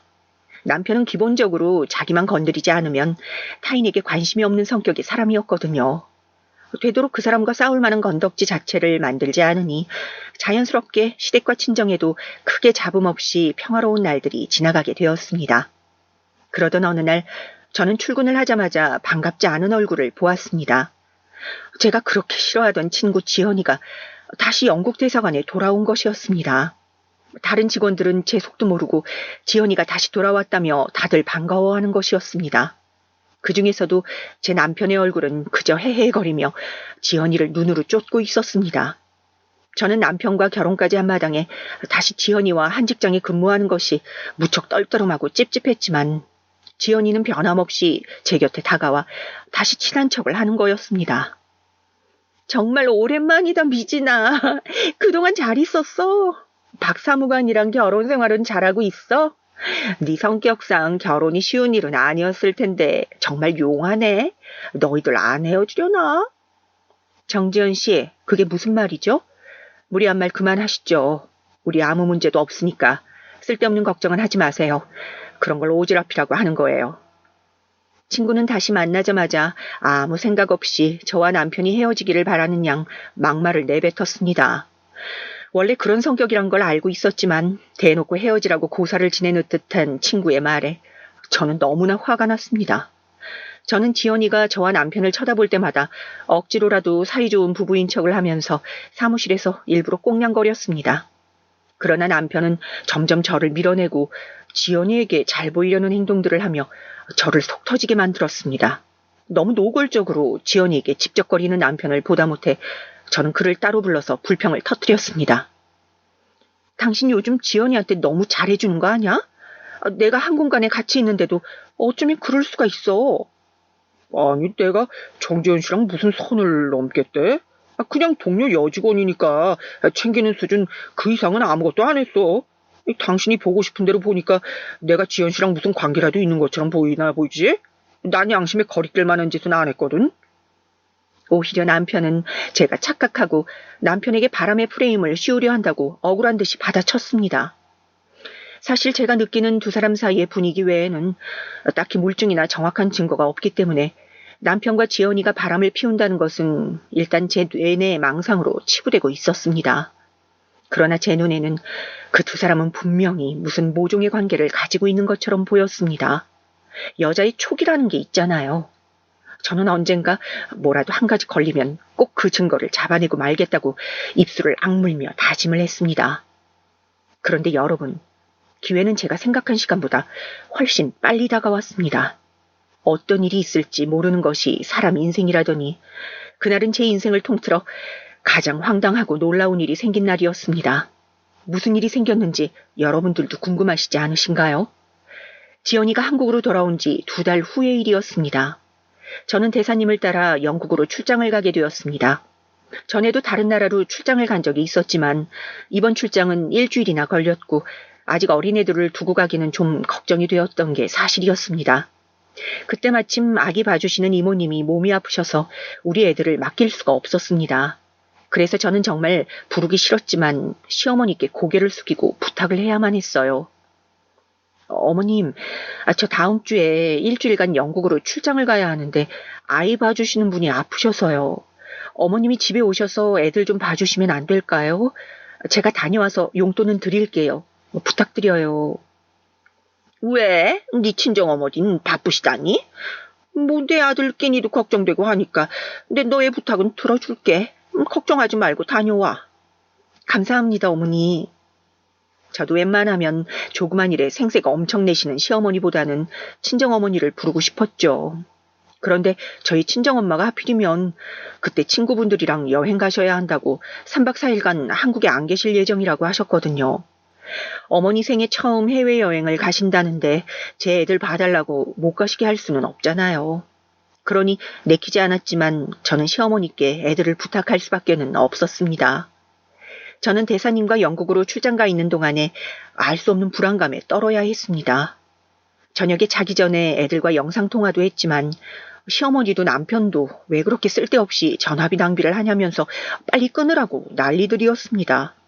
그런 말을 할 때마다 저는 남편이 의심되었지만 그 먼 곳에서는 제가 의심을 한다고 해도 바로 확인할 수 있는 어떤 방법도 떠오르지 않았습니다. 그래서 저는 대사님에게 간곡하게 부탁을 드려서 조금 빨리 제 일정을 마치고 12시간을 당겨 한국으로 왔습니다. 원래 다음날 오전에 마쳐야 하는 출장이었지만 저는 밤 9시에 한국에 도착하는 항공편으로 바꾸었던 것이었습니다. 늦은 밤 조용히 집 앞에 도착하니 시어머니의 웃는 소리가 현관 밖까지 들리는 것이었습니다. 게다가 현관문을 열고 들어가자 낯선 여자의 하이힐이 놓여있는 것이 아니겠습니까? 어머니, 사과 깎았어요. 얼른 드셔보세요. 이거 꿀사과인 것 같아요. 어머, 그래? 네가 우리 며느리가 됐어야 하는데 그 눈치코치라고 없는 년은 이렇게 시어머니한테 사과 한 접시도 안 깎아준다니까. 난 있잖니. 지금 며느리보다 지연이 네가 훨씬 좋다 얘. 우리 박사무관님 당신도 사과 한 입 먹어. 자, 당신 왜 지금 와? 내일 와야 하는 거 아니야? 거실에서는 지연이가 시어머니와 하하오호 웃으면서 마치 다정한 고부처럼 행동하는 것이었습니다. 게다가 제 남편이랑 놈은 팬티 바람으로 그 옆에서 지연이의 어깨를 껴안고 그 사과를 받아먹고 있는 거였습니다. 그 모습을 본 저는 눈이 확 뒤집혀서 현관 앞에서 캐리어를 내던지고 그년의 머리채를 잡았습니다. 드디어 저 혼자만의 의심이 아닌 명확한 바람의 증거를 잡아낸 것이었습니다. 지연이는 저의 갑작스러운 공격에 적잖게 놀랐는지 소리를 지르며 팔을 휘둘렀습니다. 저는 화를 못 이겨 지연이의 머리채를 잡고 마구 흔들었습니다. 어머님, 말려주세요. 이거 좀, 나 좀 놔. 야, 이년아, 내가 그렇게 우스워 보였어? 도대체 언제부터 둘이서 이 지랄을 떤 거야? 내 남편이 꼬셨니? 아니지, 니년이 먼저 꼬리를 쳤겠지. 어머니까지 알고 계셨던 거예요? 어떻게 저한테 이러실 수가 있어요? 어머, 무식하게 말로 하지 이게 뭐니? 생사랑 그만 잡고 이건 놔. 그러자 남편이 저를 그녀에게서 억지로 떼어내더니 거칠게 식탁 쪽으로 내팽겨쳤습니다. 남편이라는 인간이 어쩌면 그렇게 뻔뻔하던지 환양녀는 제가 아니고 지연이 아니었던가요? 남편이란 놈의 퍼런 서슬에 저는 다리를 다쳤고 까진 무릎에서는 피가 흘러내렸습니다. 그만해. 아무리 그래도 그렇지. 무식하게 옆편 내가 여자 머리채부터 잡으면 어떡해. 우리 지연이가 얼마나 아팠겠어. 자기야 괜찮아? 빌어먹을 남편은 그년에게 붙어서 어디 다친 데는 없냐고 꼴값을 떠는 거였습니다. 이 사단이 일어나니 더 이상 남편도 시어머니도 꼴도 보기 싫었습니다. 겨우 머리카락 좀 뽑힌 거 가지고 유세 떠는 년보다 제가 더 많이 다쳤는데 남편의 눈에는 그년밖엔 안 보이는 듯 했어요. 저는 미친 듯이 소리를 지르며 지연이와 남편을 밖으로 내쫓아버렸습니다. 꼴도 보기 싫으니까 네 언놈들은 당장 이 집에서 나가. 그리고 어머니도 이제 그만 가세요. 다시는 얼굴 보고 싶지도 않으니까 무슨 변명도 할 생각 하지 마시고요. 아시겠어요? 다시는 저랑 애들 얼굴 볼 생각도 하지 마세요. 이왕 이렇게 밝혀지고 말아서 어쩔 수 없는데 애들은 네가 못 데려가. 우리 아들이랑 이혼해도 친권이랑 양육권은 우리 아들 거라는 거 모르니? 우리 손녀들이 성이 박씨인데 네가 무슨 권리로 나한테 우리 손녀들 얼굴도 못 본다고 난리야? 누가 그래요? 저 환양년하고 붙어먹은 당신 아들이 유책 배우자인 거 몰라요? 당신 아들이 바람 피워서 이혼하는 거니까 애들은 내가 데려가는 거예요. 그리고 당신 아들은 우리 애들 다 클 때까지 양육비 줘야 해요. 시어머니는 하늘이 무너지는 것 같은 표정으로 남편의 손에 이끌려서 집으로 돌아가셨습니다. 남편은 시어머니와 지연이를 차에 태운 뒤 옷장에서 자기 옷을 꺼내서 짐을 싸면서 제게 소리쳤습니다. 이왕 이렇게 된 거 이혼하자. 깨끗하게 이혼해. 집은 팔아서 반 나누고 애들은 당신이 키우는 게 맞는 것 같아. 하지만 다시는 애들 얼굴 못 본단 말은 하지 마. 우리 어머니 손녀딸들 못 보면 큰일 나. 나한테는 안 보여줘도 뭐라 안 할게. 하지만 우리 어머니께는 애들 면접 교섭권 줘. 부탁이야. 네가 뭐라고 나한테 명령질이야? 그렇게 못하겠다면 어쩔 건데. 그리고 잘못한 건 너야. 뭘 그렇게 당당하게 요구하고 자빠졌니? 내가 허락할 때까지 너희 집 식구들 그 누구도 우리 애들 얼굴 못 봐. 그런 줄 알아? 네가 왜 이혼당하는지 알아? 그 뻣뻣한 태도 때문이야. 어쩌면 그렇게 혼자 잘났어? 너 같은 애는 애교라고는 눈을 씻고 찾아봐도 없어.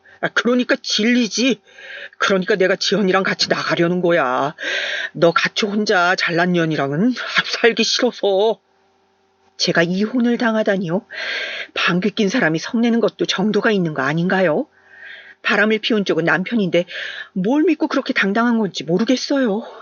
저는 텅 빈 집에서 잠든 아이들을 끌어안고 눈물을 흘렸습니다. 그리고 다음날 회사에 병가를 내고 쉬었습니다. 남편과 지연이를 당장은 회사에서 마주치고 싶지 않아서였습니다. 도저히 그 두 사람이 같이 있는 꼴을 제정신으로 보면서 버틸 수 없을 것 같았습니다.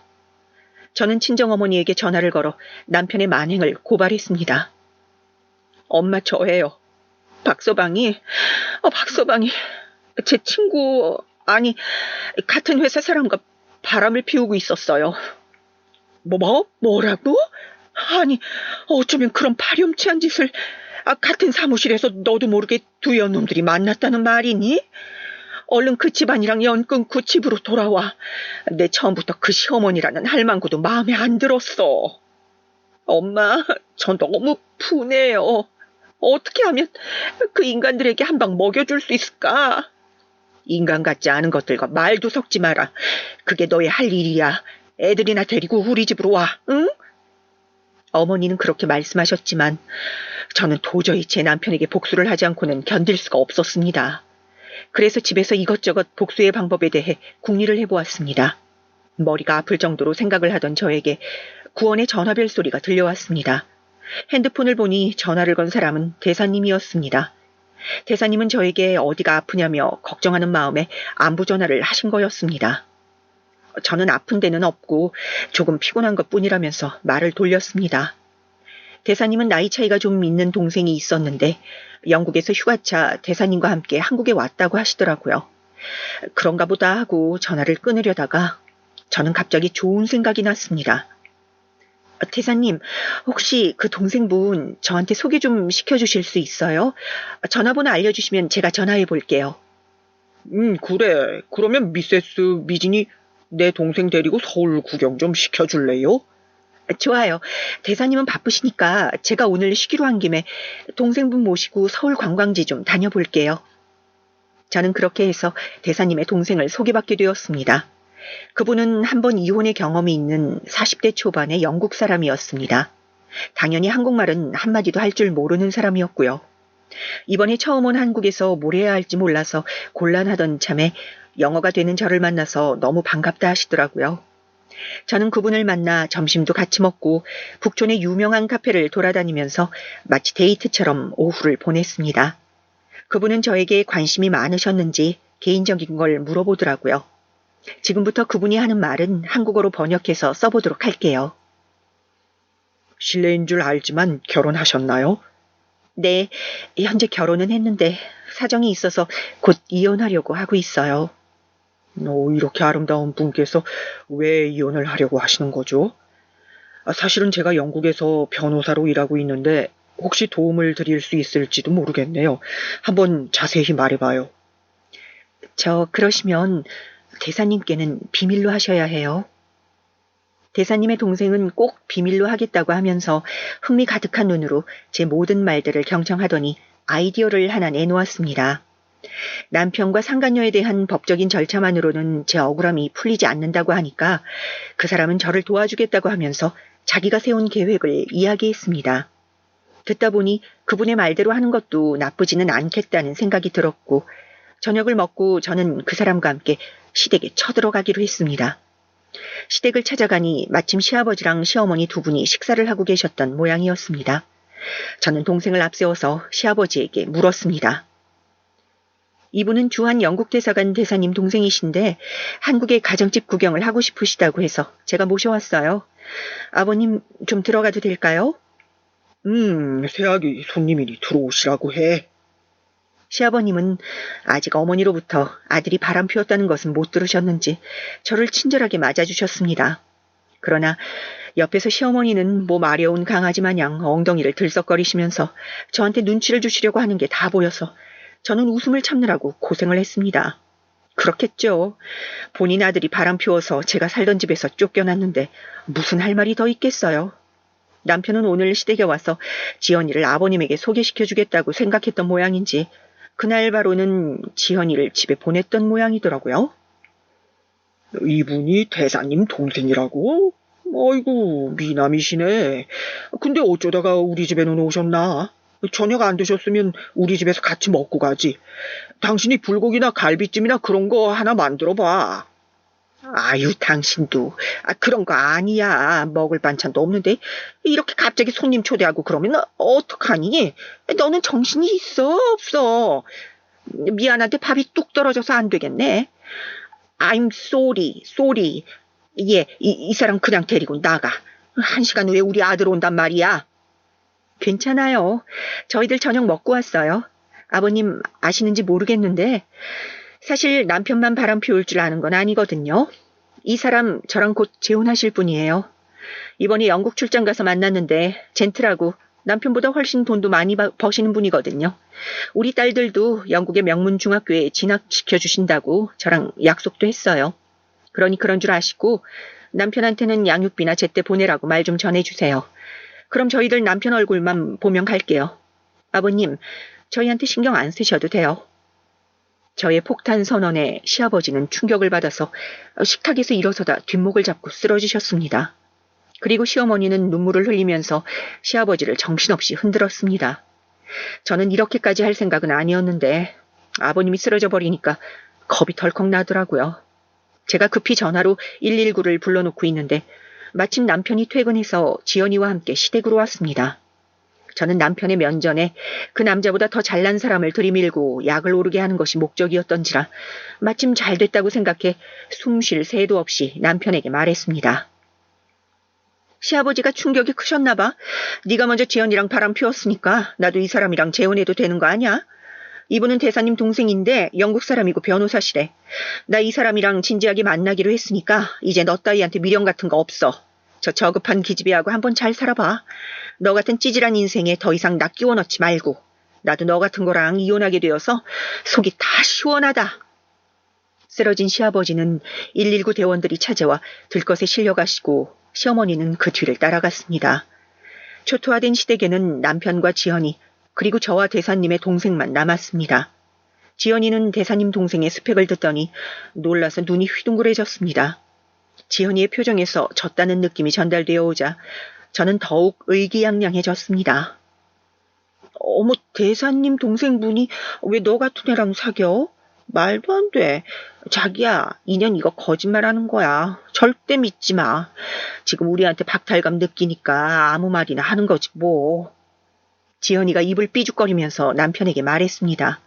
남편도 제가 들이민 이 남자의 스펙을 듣고 보니 쉽게 믿을 수가 없다는 반응이었습니다. 제가 거짓말이 탄로날까 싶어 얼굴이 붉어지자 대사님의 동생이 그 대화에 끼어들었습니다. 그분은 저 대신 남편의 눈을 똑바로 응시하며 받아쳐 주었습니다. 사실이에요. 이렇게 좋은 여성을 차버린 당신 후회하게 될 겁니다. 당신이 바람난 덕분에 나도 좋은 여성과 관계를 맺을 수 있어서 좋았어요. 그럼 난 이만 미세스 미진과 퇴장할게요. 뭐? 겨우 그런 시덥지 않은 소리 하려고 일부러 우리 아버지한테 충격 줬니? 까짓 변호사. 한국에서는 얼마나 흔한 직업인데 겨우 그런 것 갖고 내가 너를 부러워할 줄 알았어? 나 지연이랑 결혼하고 곧 한국 떠나 샌프란시스코로 발령받아 갈 거야. 그러니까 네가 우리들 신경 쓸 필요도 없고 재혼을 하든 뭘 하든 나도 너 신경 안 써. 그래, 나도 너 같은 거 신경 안 써. 오히려 좋아. 같은 변호사라고? 이분은 급이 달라. 영국에서 이혼 변호사로 이름 날리는 사람이니까 연봉이 우리랑은 자릿수부터가 달라. 그건 아니? 네 바람기 덕분에 나도 행운 만나서 오히려 좋아. 갑시다. 미세스 미진, 이만하면 됐어요. 더 이상 불쾌해지지 말고 나쁜 놈은 잊어요. 내가 있게 해줄 테니. 그분은 다정하게 제 어깨를 감싸 안고 시댁 대문을 나섰습니다. 뒤통수에 남편과 지현이의 따가운 시선이 꽂혔지만 저는 억울한 마음이 좀 풀리는 시원함을 느꼈습니다. 시댁 앞에서 택시를 타고 집으로 돌아오는 내내 저는 제 개인적 복수를 흔쾌히 도와준 그 사람에게 미안함과 고마움을 전했습니다. 그는 부드럽게 웃으면서 저에게 그런 건 아무것도 아니라고 말했습니다. 그것보다 전 미세스 미진이 점점 마음에 들게 되었어요. 어때요? 당신 남편에게 거짓말을 했지만 혹시 거짓말로 만들지 말고 우리 계속 사귈래요? 아니에요. 저는 애들도 둘이나 있고 대사님과 같은 사무실에서 근무하면서 어떻게 동생분과 사귈 수가 있겠어요. 죄송합니다. 그리고 오늘은 정말 감사했어요. 이번 주말에 또 서울 관광 한번 시켜드릴게요. 오늘은 여기서 헤어지죠. 아쉽네요. 난 미진 씨한테 점점 관심이 많이 생기고 있는데 그렇게 단칼에 거절하지 마요. 처음엔 친구처럼 시작해보죠, 그럼. 그 사람은 정말 아깝다는 듯이 저에게 작별 인사를 했어요. 괜히 남편에게 알량한 제 자존심을 세우고 싶어서 잘 알지도 못하는 사람을 이용했다는 죄책감이 밤새도록 저를 괴롭혔습니다. 다음날 저는 대사관에 출근하기가 죽기보다 싫었지만 어쩔 수 없었어요. 그래도 거긴 제 직장이고 일을 안 하면 애들과 먹고 살 수가 없으니까요. 미진 씨 괜찮아? 감기 걸렸다면서? 대사님이 그러시던데. 그런데 자기 어제 대사 동생분이랑 서울 관광했다면서? 남편 놔두고 그래도 돼? 그 사람 잘생긴 영국 사람의 이혼남이라며. 왜요? 그 인간 이제 제 남편 아니에요. 그 사람 정지현 씨랑 바람났거든요. 어머. 근데 그렇게 된 거야? 그것 봐. 내가 그 두 사람 수상하다고 했잖아. 여자는 촉이 있는 거야. 내가 언젠가 그럴 줄 알았다니까. 그럼 자기는 어떻게 되는 거야? 이혼녀 되면 전 남편하고 같은 사무실에서 근무할 수 있겠어? 생각만 해도 나는 끔찍하다. 제가 잘못한 것도 없는데 거북한 쪽이 나가겠죠. 정지현 씨도 오늘 출근 안 하고 있는 거 봐요. 아닌 게 아니라 저와 부딪힐 일이 많은 지현이는 오늘 월차를 냈다고 하더라고요. 대사님은 곤란하다는 듯이 제 얼굴을 보셨습니다. 저는 최대한 아무렇지도 않은 표정으로 대사님을 보아야 했지만 다음에 들려온 대사님의 한마디에 저는 무너져버리고 말았습니다. 어제 내 동생 데리고 박 사무관 집으로 갔다면서요? 왜 그랬어요? 내 동생도 전 아내가 바람이 나서 이혼한 사람이에요. 그런데 미세스 미진 때문에 그의 가슴에 박혔던 못이 커졌으면 어떻게 책임지려고요? 개인적으로 미진 씨한테 실망했습니다. 대사님, 죄송해요. 동생분께서 제안은 하셨지만 제가 끝까지 거절했어야 하는데 그러지 못해서 죄송해요. 어쩌다 보니 이용하는 것처럼 되어버렸는데 동생분이 그런 사정이 있는 줄은 저도 몰랐어요. 정지현 씨랑 박 사무관은 나한테 와서 근무지 변경 요청했으니 신경 쓰지 말고. 그럼 내 동생 한번 만나봐요. 내 동생이 직접 여자한테 사귀자고 한 거 내가 알기로는 거의 7년 만에 처음이에요. 내 동생이어서가 아니라 매력 있고 괜찮은 녀석이에요. 대사님의 마지막 말에 저는 바보같이 눈물을 흘리고 말았습니다. 처음 보는 사람이 초면에 그런 어려운 일에 발벗고 나서는 것도 미안했는데 어떻게 사귀자고 말할 수 있겠어요. 그분의 바다처럼 푸른 눈동자는 제 마음을 뺏기에 충분했지만 저는 그럴 자격이 없다고 생각했어요. 하지만 대사님까지 동생분과 사귀어 보라고 권하시니까 저도 마음이 살짝 흔들렸습니다. 저는 지금 남편과 이혼 소송을 진행 중입니다. 남편이 캘리포니아에 발령나서 시간은 오래 걸릴 것 같지만 이혼이 마무리되면 제가 그 사람을 찾아 영국으로 가볼 생각이에요. 끝까지 영국 신사처럼 제 앞에서 웃던 그 사람의 미소를 잊을 수가 없어서였습니다. 지금은 아이러니하지만 남편에게 감사합니다. 그 사람이 먼저 바람이 난 덕분에 저도 새 삶을 찾을 수 있게 되었으니까요. 여러분, 오늘 제 이야기 어떠셨나요? 전화위복이라고 하죠. 남편의 바람을 알게 되었을 때는 정말 화가 나서 가슴이 두근거렸지만 지금은 다른 이유로 두근거립니다. 제 인생이 전환기를 맞아 더 좋은 사람을 만날 기회가 되었으니까요. 세상에는 빛과 그림자가 공존한다고 합니다. 안 좋은 날이 있으면 또 좋은 날이 오기도 한다는 것을 저는 이번 사건을 통해 느끼게 되었습니다. 이것으로 제 사연을 마치겠습니다. 감사합니다.